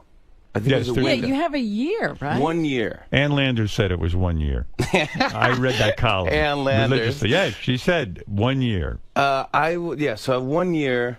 Well, I'll work on something. Oh my gosh, I got her a present. You did? Yes. What'd you get her? Of course. What am I talking about? Go ahead. I got her a painting. Oh. Of her and Will. Will's her husband. Yes. I see. With there's this artist that my wife loves. 𝗵𝗵 is her last name. I don't know, but she's like a folk artist, and she did like a heart with Drew, and it's a beautiful painting. You commissioned a painting for her. Yeah. Now, what does something like that cost? I mean, it's got to be expensive. I mean, Nancy handles this She stuff. handles it right. Good. That's why it's good to be married. Yeah, but that could be a weird kind of gift, because if they don't like that kind of art. It's true. I know. I don't like, but I think my wife knows Drew enough. Oh, okay. But I mean, it's not that big. Is this the first Drew Barrymore wedding you've gone to, or have you been to others? It's the first one I've been to. First one you've been to. And what about your wife? Has she been to others? She's been to a couple others. And in her opinion, did she say, gee, this is the nicest one so This is far? the one. Or did she enjoy other Drew Barrymore weddings No, more? definitely she liked this one. She liked this one the best. This one Isn't was that the nice? best. All This right, was well. good. And then, you know what's funny? Because she loves to have a good time. Right. She seems like a lot of fun. Yeah, but she's pregnant now. Oh. So she Is that well known that she's pregnant? Shotgun wedding. I don't know that anyone knows that. Yeah, people know that. You think so? Oh, yeah. Maybe you just broke news. Oh, stop. Wouldn't that be great? No, it wouldn't be. It'd be. No, I'm picturing her taking your painting and hanging it next to the painting your wife got her of Tom Green and Drew Barrymore. Like there could be a whole hall of husbands. Don't you think that'd be kind of cool? Yeah, like the Vatican. Yeah, right. It's Yeah, all you those see, paintings. whenever you marry a guy, you have all new paintings from the Fallons. No, but she had a band go up, and it was a fun. It was. I mean, she knows how to throw, but they were great food. Right. It's good food. Which you know what happened is I don't look at the. Do you call it a menu when they tell you what's right? on the Nah, thing? but it's like a menu. Right. You can't order off it, but Right. it's telling you what's going to happen with the Yeah. food. And I go, so I'm eating the salad, and I just want to eat because I don't want to get too drunk and just do something ridiculous. So Right. and just want to go home early. So I'm eating in this salad and this thing, then there's fried chicken. So I eat all this fried chicken. I eat like 4 pieces of. I never had more fried chicken. And don't you love when they serve something informal like fried chicken? It's so much better. Fantastic. Right. It was great. It's great. And then they go, well, here's the steak course. I go, I can't because I just ate all this fried chicken. What am I at? One of those Brazilian places? Right. You ever been to those places? All you can eat? Yeah. Where Right. you gotta But flip it's the, all this different meat. Yeah, and you have to flip the card over to tell them to stop. Yeah. I didn't know that you have to flip the card to red because I'm just going like, why do you keep offering me this meat? I guess I'll take it. I mean, Right. I'm not going to waste it. But then I'm like it's like a Flintstones. It's gluttonous. It's ridiculous. It's Right, like medieval times. It's like the Game of Thrones. Yeah, it's like Game of Thrones. Give me meat. Are you watching it this season? Oh yeah. I fucking love it. I dropped out. You dropped out I of dropped Game? out. Why? I don't know. I couldn't put out the second episode. I don't get this. In other words, there's too many characters, too much dialogue. 150 characters. It's like Twitter. It's like 140. There's Peter Dinklage is just getting blowjobs left and right. And I go, yeah. What world is what this? is this? And that's why it's TV, it's fantasy. Well, people at work, they go, no, this is the way it was back then. I go, it's No, it fiction. wasn't. That's right. It's a made-up world. What do you mean it's back like saying then? that's the way things are in Alice in Wonderland. You mean just be magic? Yeah, you eat a mushroom, you get big. It's like you're basing your fact on fiction. It's not even an argument. I can't even have this argument. So who's at your table at the Drew Barrymore? I mean, imagine a powerful table of wonderful entertainers Yeah, who do all they sit making you jokes. And like you say, you got to be on your game almost because you can't get too drunk. There's a lot of heavy hitters there. Yeah, I was at Drew's table. Oh. So I was with Drew and Will. Oh, my and my goodness. wife Nancy. Nancy had to get up and speak and say something. Is she articulate, your wife? Are you Yeah. embarrassed? Did you help for her with what she had to say? I didn't. I tried to, and then I tried to give her a joke. It just didn't work. What was the joke? Well, I was going to say a joke about something like that. I don't know why. She's just so nervous doing this. I don't know why I try to give her a joke. I say, well, at the end, say, look, now that we're family, Jimmy wants to stay at your parents' summer home this summer because they have a great summer home in Maine. It wasn't even that funny going into it. That was the joke? Yeah. No wonder she didn't use it. What is that? I think she did use it. So it's you, Drew. Yeah. Who else is at the table? Scarlett Johansson was there. Scarlett Johansson's at the table. No, it's not at the table. She was there. What's she wearing? They're all just look gorgeous. Everyone's dressed up nice but for the with wedding. the titties out and the whole thing, right? Yeah, sure, I guess. Of course. What do you mean, I guess? What, you're not a man? Well, I am a man, but what are you talking about? I don't know what that titty dress. Well, they're flashing things. Girls always have their titties out at these weddings. I don't know. I didn't see You're that. such a polite guy. You won't even look at their titties. I didn't know. They wear those gowns, with the titties. I know you keep saying that, but I don't know what you're talking about. It's All a right. gown. It's a gown. All right. Yeah. And does Drew Barrymore wear white? Does she? She wore white. She looked beautiful. Well, Virginal Chanel, white. Yeah. Chanel is Will's family's in. Oh, I see. So everyone wore Chanel. Cameron Chanel. Well, I'm happy for her, I guess. Yeah. I mean, why not? Why shouldn't I? I hope she's happy. She was great. She was super happy, and it was at her home. I was at it was Montecito. I was in Montecito. But the mother's not. Drew Barrymore doesn't get along with. I know the mother. I used to have her on the show all the time. She was a firecracker. Yeah. But the mother doesn't get to go to the wedding, right? No. Wow. Yeah. Not on. I don't think she was there. I didn't run into her. You didn't see her walking Drew down the aisle? You would have noticed. No, I would have. You believe me? Yeah, you would have. I would have seen it. Sad, though, right? Is she outside protesting? I heard she holds up a sign and she goes, "I'm against this wedding." I didn't see that either. No. Yeah, it's sad, right? Well, yeah, I guess so. I mean, it's a bummer. It's like you just, I don't know. I don't know the whole scoop, so. Right. You don't get involved that way. But this is a weird story. So I go to, my wife's getting ready for all the bridesmaids, and so I go out to lunch in Montecito. Right. I'd never been to Montecito. It's beautiful, right? I've never been beach either. place. Yeah. Fine. Right. And so I go there, and I walk to this place. I go, well, maybe I'll just sit down. I'll have something to eat, and I'll get some glass of wine or whatever, drink in the afternoon. I don't care. I got nothing to do. Right. So I go in. I go to this place. This guy comes over. He goes. He goes, what would you like? And I look at the thing. I go, hey buddy, I'd like to get this white bean salad or something. And then he goes, and then a pizza and a glass of wine. He goes, all right. I go, No wonder thanks, you're buddy. doughy. You ordered a pizza, a white bean salad, and wine? It's a lot of starch. Maron, that's a lot of calories. But go ahead. All right. So I can lose weight then, I can tell you. That's right. Cut out half the Go ahead. starch. So anyways, I go, so the guy, I go, I'm sorry to keep calling you buddy. What is your name? So he goes, my name's Josh. I go, okay, Josh. Thanks, buddy. Thanks, Josh. Right. So he leaves. He comes back. He brings the white bean salad and the wine. And it looks like there's mayonnaise on the white bean salad. You don't want that. I hate mayonnaise. Right. And it's 90 degrees outside. Right. So it's like hot mayonnaise. So I'm just sitting there, and I'm drinking my wine, waiting for Josh to come back. Right. So he finally comes back, and I'm halfway through my wine, and I go, I don't want to get hammered. Right. I just want to eat my lunch, get fat, and get out of here. Right. So he comes back, and I go, hey, sorry, Josh, but is there mayonnaise in this thing? He goes, let me check with the chef. So then he leaves again for 3 minutes. So now I'm done with the wine. I'm licking Haven't the eaten bottom of the anything. glass. Right. I'm getting buzzed.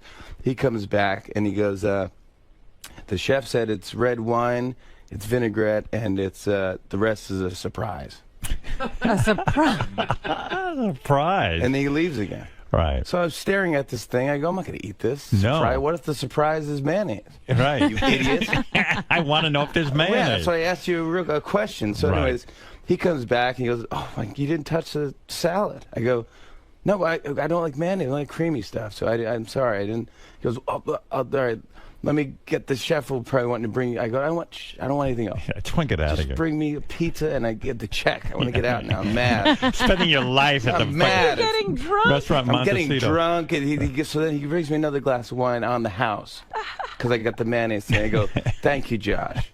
He goes, no problem. He goes, and yeah. So then he brings the pizza over, and I go, Josh, this looks amazing. Thank you so much. He leaves. The manager comes over. Right. Excuse me. Can I just ask? Is everything okay? Yeah. And I go, everything's fine. But now you're making a scene, Yeah, right? the big scene. So then I don't want to get Josh fired. Right. So I go, by the way, and this is a true story. I go, by the way, Josh is great. Right. She goes, he's married. So I'm hammered. Yeah. I'm hammered. Right. But she thinks I'm hitting on the. I never see Josh again. He leaves. Oh my God. He thinks I was hitting on him. Oh my God. I go, this That's is a amazing. nightmare. Maybe you give off that vibe a little bit. Like a little. Because you're gay- such a nice. You do have a little bit of a gay vibe. Too much. A gay vibe, effeminate. I used to think sometimes you were gay. Yeah. I've had that thought. Yeah. I had this whole imaginary life for you that you married, but your wife's a beard, and you Oh, my. and you go over to 𝗏𝗏 table and you're staring at Beckham. And no, you know what it is? Because you're a nice guy. Yeah. Because I don't know if it's an act, but like you, the guy. Hey, I don't know. What do I have to do? Do I I have don't to know this fight titty dress. Josh? You have to no, but you're Yeah, you're I see what very you're saying. you're so respect. Guys aren't respectful. Right. They're You know. lewd. We have penises and they rule our lives. And, Yeah. and I you should be seem- watching Game of Thrones. Well, it's yes. It seems like you've overcome the urge, you know, to be gross but you must fart and do weird shit things right. I mean, like any other guy. I don't know. You don't know. No, I don't remember. You don't even shit. I don't. Do you I ever don't use think foul so. language? No. I do now and then, sure. I don't get that impression. I I think mean, I do. Sure, I do sometimes. But it's like when you're just goofing around or. right. You will do that with your friends. Yeah. Now, talk to me about the new album for a second. I see you have your guitar here, which always excites me because I was telling Robin, this audition tape that you did when you were on Saturday Night Live, it was so fantastic. How old were you then? I think it was 23. And you were smart about it. You grabbed your guitar and you started to play the guitar. Yeah. And you went through quick musical impressions. And I love that because, first of all, it's brief. Yeah. Sucks me in, you give a funny line, and you're on to the next thing. And you like to give the impression that you're almost just coming up with it off the top of your head. That's the trick to a great stand-up or a great audition for Saturday Night Live. Do you think, have you ever seen anybody else's audition tapes for Saturday Night Live? Yeah. Is yours the best? Oh, no. Are you the only guy who ever got a laugh from Lorne Michaels? Because it's legendary. I've talked to other Saturday Night Live guys. It's Brewer. tricky. It's a tough room. It's really tough. It's like no one laughs. He is guffawing through your audition. Like some good laughs. He starts laughing when I did an impression of Adam Sandler because at the time no one did that. It was fantastic. Oh, thanks. But there was like, do Adam Sandler. Come on. There was three phases of Adam. There was like the one part where he just kind of mumbles and he goes like, "How you doing? It's good to see you, Howard. All right, good to be here." And then he does the thing where it's like, you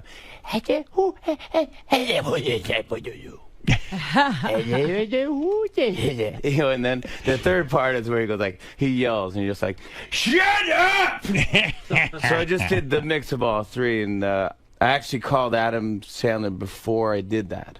You did? Because you want to be respectful? Yeah. Whoa. That's why people think you're gay.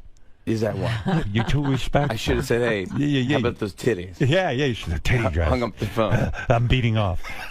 And hung up the phone. You know, funny enough, Adam Sandler was almost here today. Now, Adam Sandler and I have a weird background. We don't talk, and I was critical of some of his movies, like no one else was. Oh, he didn't. Were you once on a He- plane with Adam? Yeah, we and didn't the talk two to of each you other. Didn't speak. It was Yeah. incredibly awkward, but I had heard that he was maybe coming in this morning. I was excited He's to the sort of. nicest dude. That's what I hear. Ever. Oh, he doesn't care if you don't like his movies. Well, he seems to care. I He don't know. stays away from here. I was very excited to get past all of that. He's absolutely one of the funniest humans on the face Yeah, of and the there's earth. many nice. things I think he does that are funny, hysterically funny. Yeah, me It's just- too. But you know, listen, I got to be honest. If I don't like a movie, I don't do that. how did when you say you reached out to Adam Sandler before you auditioned for Saturday Night Live?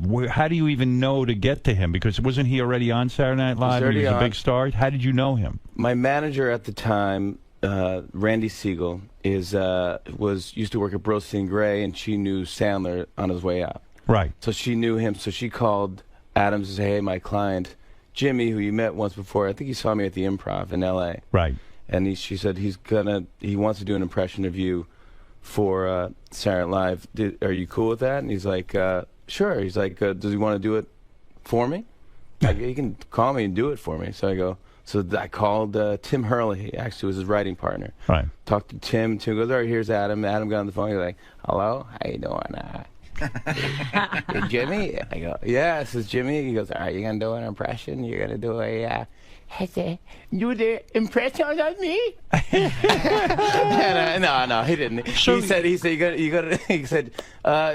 "Do it for me. Let me hear it." So I did the whole thing. And he starts laughing. He goes, "I love it. It's great, kid. Go hit a home run. Go do it." What if Adam had said no to you? Would you have not done? I mean, that probably got you a job on Saturday Night Live and changed your life. You would have said, "I'm not doing it." I probably would have done it anyway. You would have done it anyway. And then I would have said, "Hey, you would give me a break." You're right. Sorry. Yeah, because man. it's one of your best things. Yeah, that was my big thing. It was my closer, I think. I'm trying to remember what else you did on the audition tape. It was seamless. It was... I did that, and I'm trying to think. I did Seinfeld. I mean... Because Seinfeld was dead on. That is not as easy... Because I do, "Hey, but it doesn't really sound like Seinfeld. You had every inflection down. I had him on the show on Saturday Night Live. We did a bit where Jerry came on the show, and he brought his impression. He changed his impression to match my impression because it was a little off. Right. So I was talking about the Gap and how they had these new, like, it was almost like culottes for men at the Gap. It's called like beach pants or something. So they go, "What are these beach pants? Who wears these things to the beach? What kind of a place is the Gap?" And he goes, "Pocket tee? Thanks, Gap. What? You'll refold it? This place is great. They refold your clothes if you don't want them." So we're just yelling back and forth. Isn't it true? I guess you point out that there's 3 phases of Adam Sandler. There's 3 different Jerrys, maybe, I'm thinking. There's a couple. There's the, "Can you believe you do that? And then you wait, you ask the question, and then you yell back the answer." Would it be inappropriate if you said one day, because I swear I'd go see this, that you're going to do a one-man show on Broadway, and if you did a half hour of Seinfeld's material, but gave us the Seinfeld experience, I would want to see that. Like a human hologram? Like a human hologram. Like you actually went out and performed that. Like the Tupac hologram. Because as much, like, one of the things... that drives me crazy. You start doing that, and all I want is more. But is that the secret? You got to leave them wanting more. No, I don't know if there is a secret. I don't know. That's probably all I can do. You can't go on after a while. Probably get annoying after a while. Now, Lorne Michaels, when he saw this audition, he had to be, "Okay, I'm signing this guy," right? I mean, you must have heard that hour that you were on the show. No, I waited for like 2 months. 2 months. Yeah. And no feedback? No, like, feedback that was like, I think it went well. Like, just be happy, but we're not sure. Oh, my Lord. It's a tough thing. And then when you go meet him... Did you think you fucked it up? Yeah, well, you never know. You go... Because I auditioned once before, and they... I was at the comic strip here in New York, and I auditioned for that, and I just flopped. It was awful. I had a bad set. I go, "Oh, this is the worst." I didn't get it. And then they said, we're looking for Tracy Morgan. We're looking for a black cast member. Right. So I go, "Oh, well, there you go." Right. So You're out. That made me feel bad. I could try. I mean, I got to go up for different roles. You know? That's amazing to me because I watched that audition and I go, "I'm signing this guy tomorrow," and I'm nervous if I don't get him. Everyone says, you got to get him before everybody else. Mike Shoemaker, who's my producer now, he was there, and Marcy Klein was there, and they all say, no, we knew exactly at the time that you nailed it. That you nailed it. That we signed you. And I go, "Oh, well, I didn't know." Well, yeah, and the funny thing is, I'm thinking about your performances on Saturday Night Live. I'm trying to think if they really used your impressions that much. You know what I did? I did everything once, and then I never did it again because I thought that was cool. But you did something on that audition tape, too, that was good. That was very Saturday Night Live. You said, well, this is an impression of a guy, but it wasn't anyone famous. It was just, the guy who always says this or the guy who always says that. Yeah, none of those guys worked. They didn't? No, I did like a guy who did double takes. Yeah, right. Yeah, that was after cool. everything, gosh, it was just, I don't know. I could never even think. And on that audition, you didn't do your musical impression of Neil Young, which I think is your strongest impression. I did not do Neil Young at the time. Well, at the time, I didn't know what would be funny with doing a Neil Young impression. Neil Young's a big guy, you know. When did you start developing the Neil Young thing? I did the Neil Young thing. I always had it, but I think, you know, it took a writer on this show on late night, that his name is 𝗦𝗵cie𝘄𝗿𝗍, to go like, what if Neil Young sang the theme to Fresh Prince of Bel-Air? Yeah, that was good. So that's so like you can so. Did you put that on the album? Yes, this is on the album. This is on the album. Do you have to get permission from Neil Young? No, because it's an original kind of. No, you do. You got to get the permission from the Fresh Prince of Bel-Air people, don't you? Yeah, Will Smith. Yeah, and both, and Neil Young. So no one's getting paid for this. I mean, I don't see how you're making any money. Neil's buying a boat right now. What are they paying you on for your TV show? Are they paying you decent money? Yeah, I think so. Do you get $8 million? No, not that much. No. What did Jimmy Kimmel tell us he's getting? $8 million? I don't remember. He's been on for like 10 years. He's been on. I keep trying to get. Years. Would it be weird? You guys compete against each other in some way, right? Not really. Don't you think? I think at one point we do. At like 12:30 or 12 to 12:30. I go on at 12:30. He goes on at 12. Yeah, but I keep wanting to get you guys together, but I'm wondering if that would be weird in some way. Oh, we've hung out. Oh, you have hung out. He's a super nice guy. Oh, you like him? I love him. You don't feel competitive with him? I could care less. Really? Why? Right. Who cares? You had such a fucking healthy attitude. You must have had a great relationship with your parents. No. I wish. No. I did. I just moved them. I just moved them out of my childhood home. Oh, you did? They moved to Bronxville, New York. Oh, yeah. You had to sell the house, and you were trying to get someone cool to buy the house? I wanted somebody cool to buy it because I don't want I don't know what's going to happen with somebody. You feel attached to your childhood house? Kind of, yeah, a little bit. What did the house sell for? It didn't sell. Oh, it's still for sale? Still for sale. Where is it? It's in Saugerties, New York, which is upstate by Woodstock. And oh, yeah, forget it. You're going to hold on to that thing for the next 10 years. Yeah, nobody's looking in Saugerties. Yeah, and you got a stipulation that they be cool. Forget it. Yeah, exactly. And then it's like, exactly, it's a double. Now, people tell me by cool you mean white people. Is that true? You're a racist, horrible racist? That's basically what I'm saying. What is he, Gary? I was reading an interview with Jimmy in Rolling Stone, and I thought he was insinuating that his parents were like sort of super protective. Overly protective? They were, yeah. Very too much. My grandfather was a cop from Brooklyn, so my mom had an overprotective childhood. So I think me and my sister weren't allowed. She was my best friend, and we weren't allowed to. We didn't have friends. We just kind of hung out with each other in the backyard. As a result, are you very afraid of the world? Because you strike me as a guy, get on a plane, you'll go to California, you go here, you go there, you're sucking the world in. I think I'm interested in that stuff. Because I didn't have that growing up. Like, I love to read Outside magazine. Right. Because I would never do half the stuff in this magazine. See, a guy crosses a crevasse. I'm a very fearful person, so I don't go anywhere. Last night I went to dinner with a couple. They said, Howard, Beth, join us next weekend. We want to put you on our private plane.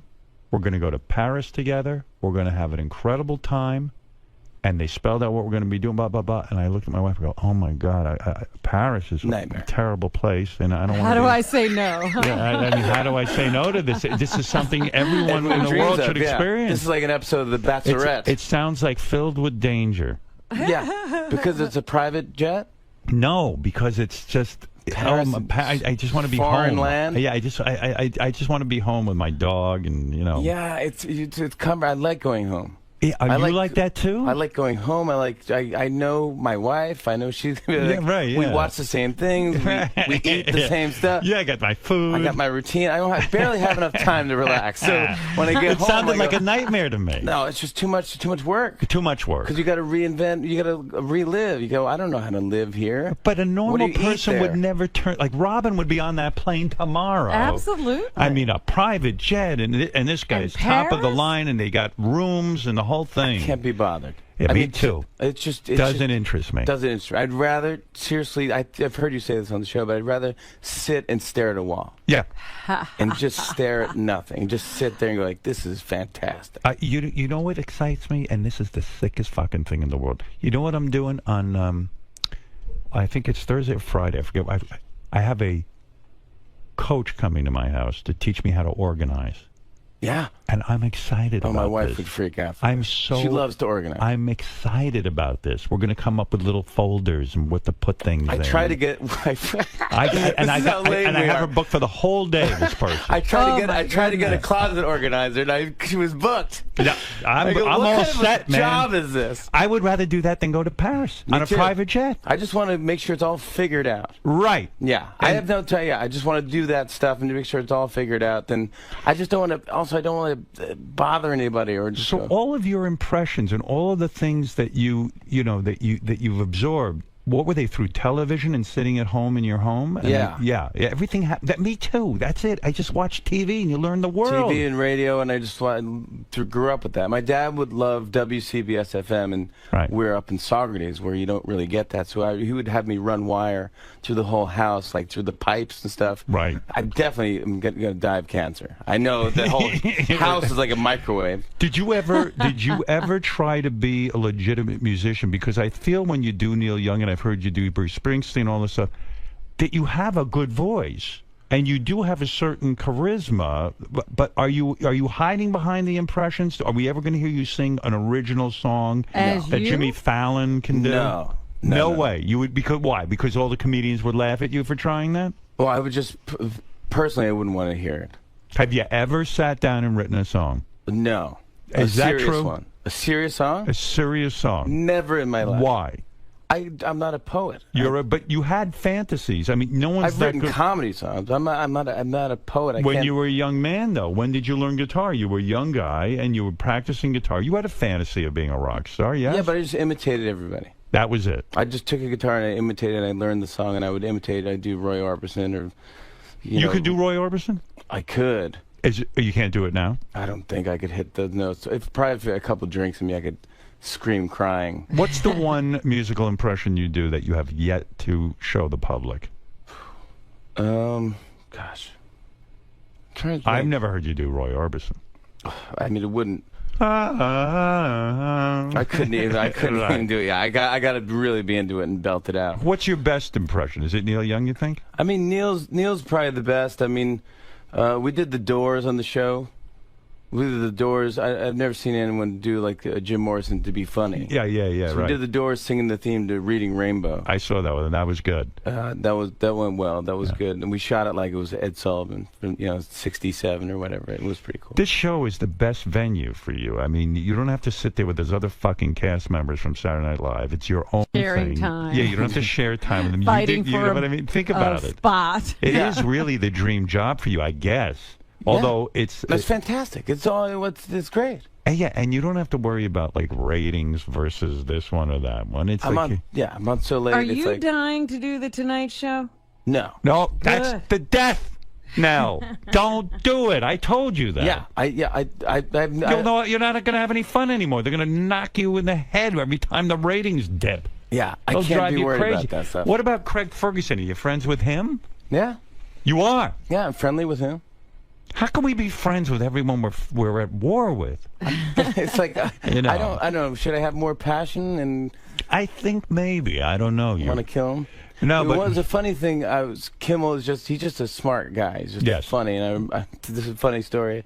We were at the Emmy Awards, and the year before I just hosted the Emmy Awards. Right. The year before. So the next Emmys come, they want me to present with Kimmel. I go, great. Let's do it. So let's go. So me and Kimmel work out a bit. Where we're going to fight over the envelope or something like that. And, I remember, yes. Yeah. And we're about to go on, and he goes, hey, Jimmy, look at this. And he points at this rundown. It's on the computer screen, and it says, like, Jane Lynch opening, and then first envelope, J. Kimmel / J. Fafon.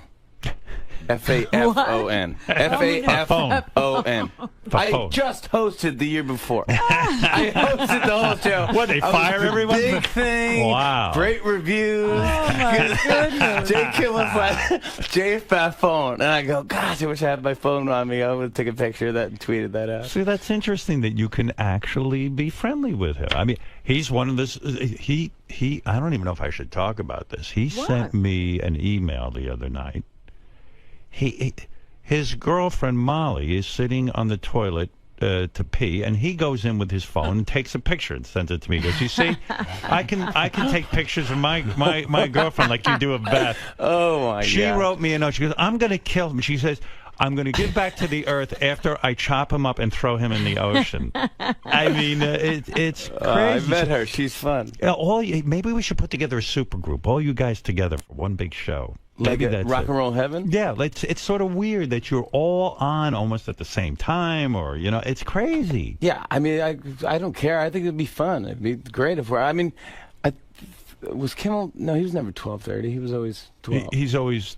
Was he 11:30? No, they won't put him on 12:15 or something. I said put you on 11:30 with that stupid nightline. We're 12:37. Remember, he just got 5 minutes. Yeah, he's got to bug up his desk. He wants to get on at 11:30. I said, what do you care? It's so great. We're on 12:37. I want to be on at 12:36. Does it matter? 12:36 is going to change everything. I mean, does it matter if I'm on at 12:41? He's got all kinds of theories. If you get on a little bit early, then your ratings and blah, blah, blah. He's got the whole thing figured out. But then what happens? You don't check the ratings. I don't care. You then don't what care. happens? So what if we had an amazing rating? Right. Now we got to book, the magician every week? Was Obama really a great guest, or is it just the idea of Obama? When he actually comes on, it can be boring, yes? I don't know. I thought it was fantastic. I didn't see it. Oh, it was great. But do you have to be different with him than he's the president, so right. You got to be respectful. I'm respectful, but I don't change. I'm the same with anyone. Right, but he got up and sang with you. That was exciting, right? He did slow jam the news, and they, when you have the president on the show, they go, he wants to meet you alone. He doesn't want to meet you with an assistant or a stage manager. Oh. When the president arrives, you should greet him. Now, the president goes to like a dressing room like I do when I do your show. Is that where you put him? Yes, but I was in the University of North Carolina, Chapel Hill, so I see. Special deal. And does the Secret Service go in and check everything in the room? They have to do a sweep, right? They do a sweep like weeks before. Yeah, then right. they do it that day. Like the writers had to bring in all their laptops or whatever they wanted that morning before 9 in the morning, then leave. And Obama... Do they bring dogs in to sniff you, or do they leave that had nothing to do with the president, but yes, I do that before every He's show. always sniffed. People just love it. Yeah. And dogs love it. But the president says, rather than have my Secret Service in the room with me, rather than have an assistant with me, I want to be alone with you. Yeah, I just want to I want to be greeted alone so I can say hi alone. Wow. What do you think's up with that? Like, why? I think it's a protocol thing, a respect thing, I guess. Now, are they nervous you might go berserk and beat up the president or get it? I mean, like, seriously. Maybe it makes it a bigger deal. I don't know. Maybe it makes it like it's official. Who tells you that the president wants to be alone with you? 10 people. 10 people? Yeah. And they go, oh, this is very, very... We can't go with you. I go, can my wife go? No, she stays she stays 40 feet away or something like that. And all these people, like, you have to go alone. And then... Maybe Obama wanted to know if you were gay and he didn't want to embarrass you. Yeah, maybe he's friends with Josh. You bang your wife many times a week, right? Oh, my gosh. Do you? You just stuck that one in. Yeah, go ahead. No, you can't. We're talking about the president. Talking about the president. Oh, sorry. Right. The president. Oh, yeah, sure. No, I'm trying to prove you're not gay. If anybody lets anybody think that. No, right. I'm not gay, I would tell you. All right. All right. But I tell my wife first. All right. But what happened was they go, you have to meet the president by yourself. So I said, okay. So I had one of those signs printed out that that limousine drivers carry at the airport. With your name? Yeah, it was President Obama on it, and the limousine waving at him. But hey. Are you nervous that you're going to go in there alone? Yeah. I would be. Yeah, it's kind of weird in a way. Because I don't know what happens. What if he says, like, I'm going to announce World War III? Right. So you walk in. So he comes down and I go, I was waving, I did the joke, and I go, hi, I'm Marcus. I'm your escort tonight. You want a water or anything, let me know. He starts laughing. He goes, okay, this is going to be fun. We're going to slow jam the news. He goes, where's your wife, Nancy? He knows exactly what's... Right, they've briefed him. He's been briefed. So he goes I over, met you 50 times, I don't know your wife. Yeah. Go ahead. So he goes, how are you? And she's mesmerized looking at him, and he's so charming, you know. He's presidential. Yes. And so you feel confident. There's all dudes around him. He goes, all right, let's rehearse the sketch. I go, no, this is Slow Jam the News. He goes, no, I know the sketch. I've seen it. Seen it with Brian Williams. I can Slow Jam. I go, okay. So we go over and we look at the sketch from rehearsal on a laptop, and it goes well. And we didn't have to change much. We knew how far we can go. Right. As the president. So at the end, Brian Williams usually goes like, "Oh yeah." It's basically just reading the news, but in an R&B type of sexy thing. Yeah. So at the end, Brian Williams goes, "Oh yeah." So President Obama was rehearsing. He goes, "Oh yeah." Oh yeah. I go, come on, oh yeah. I go, can't you give me a little? He goes, no, I can't. That's I go, it. just give me a little spice on the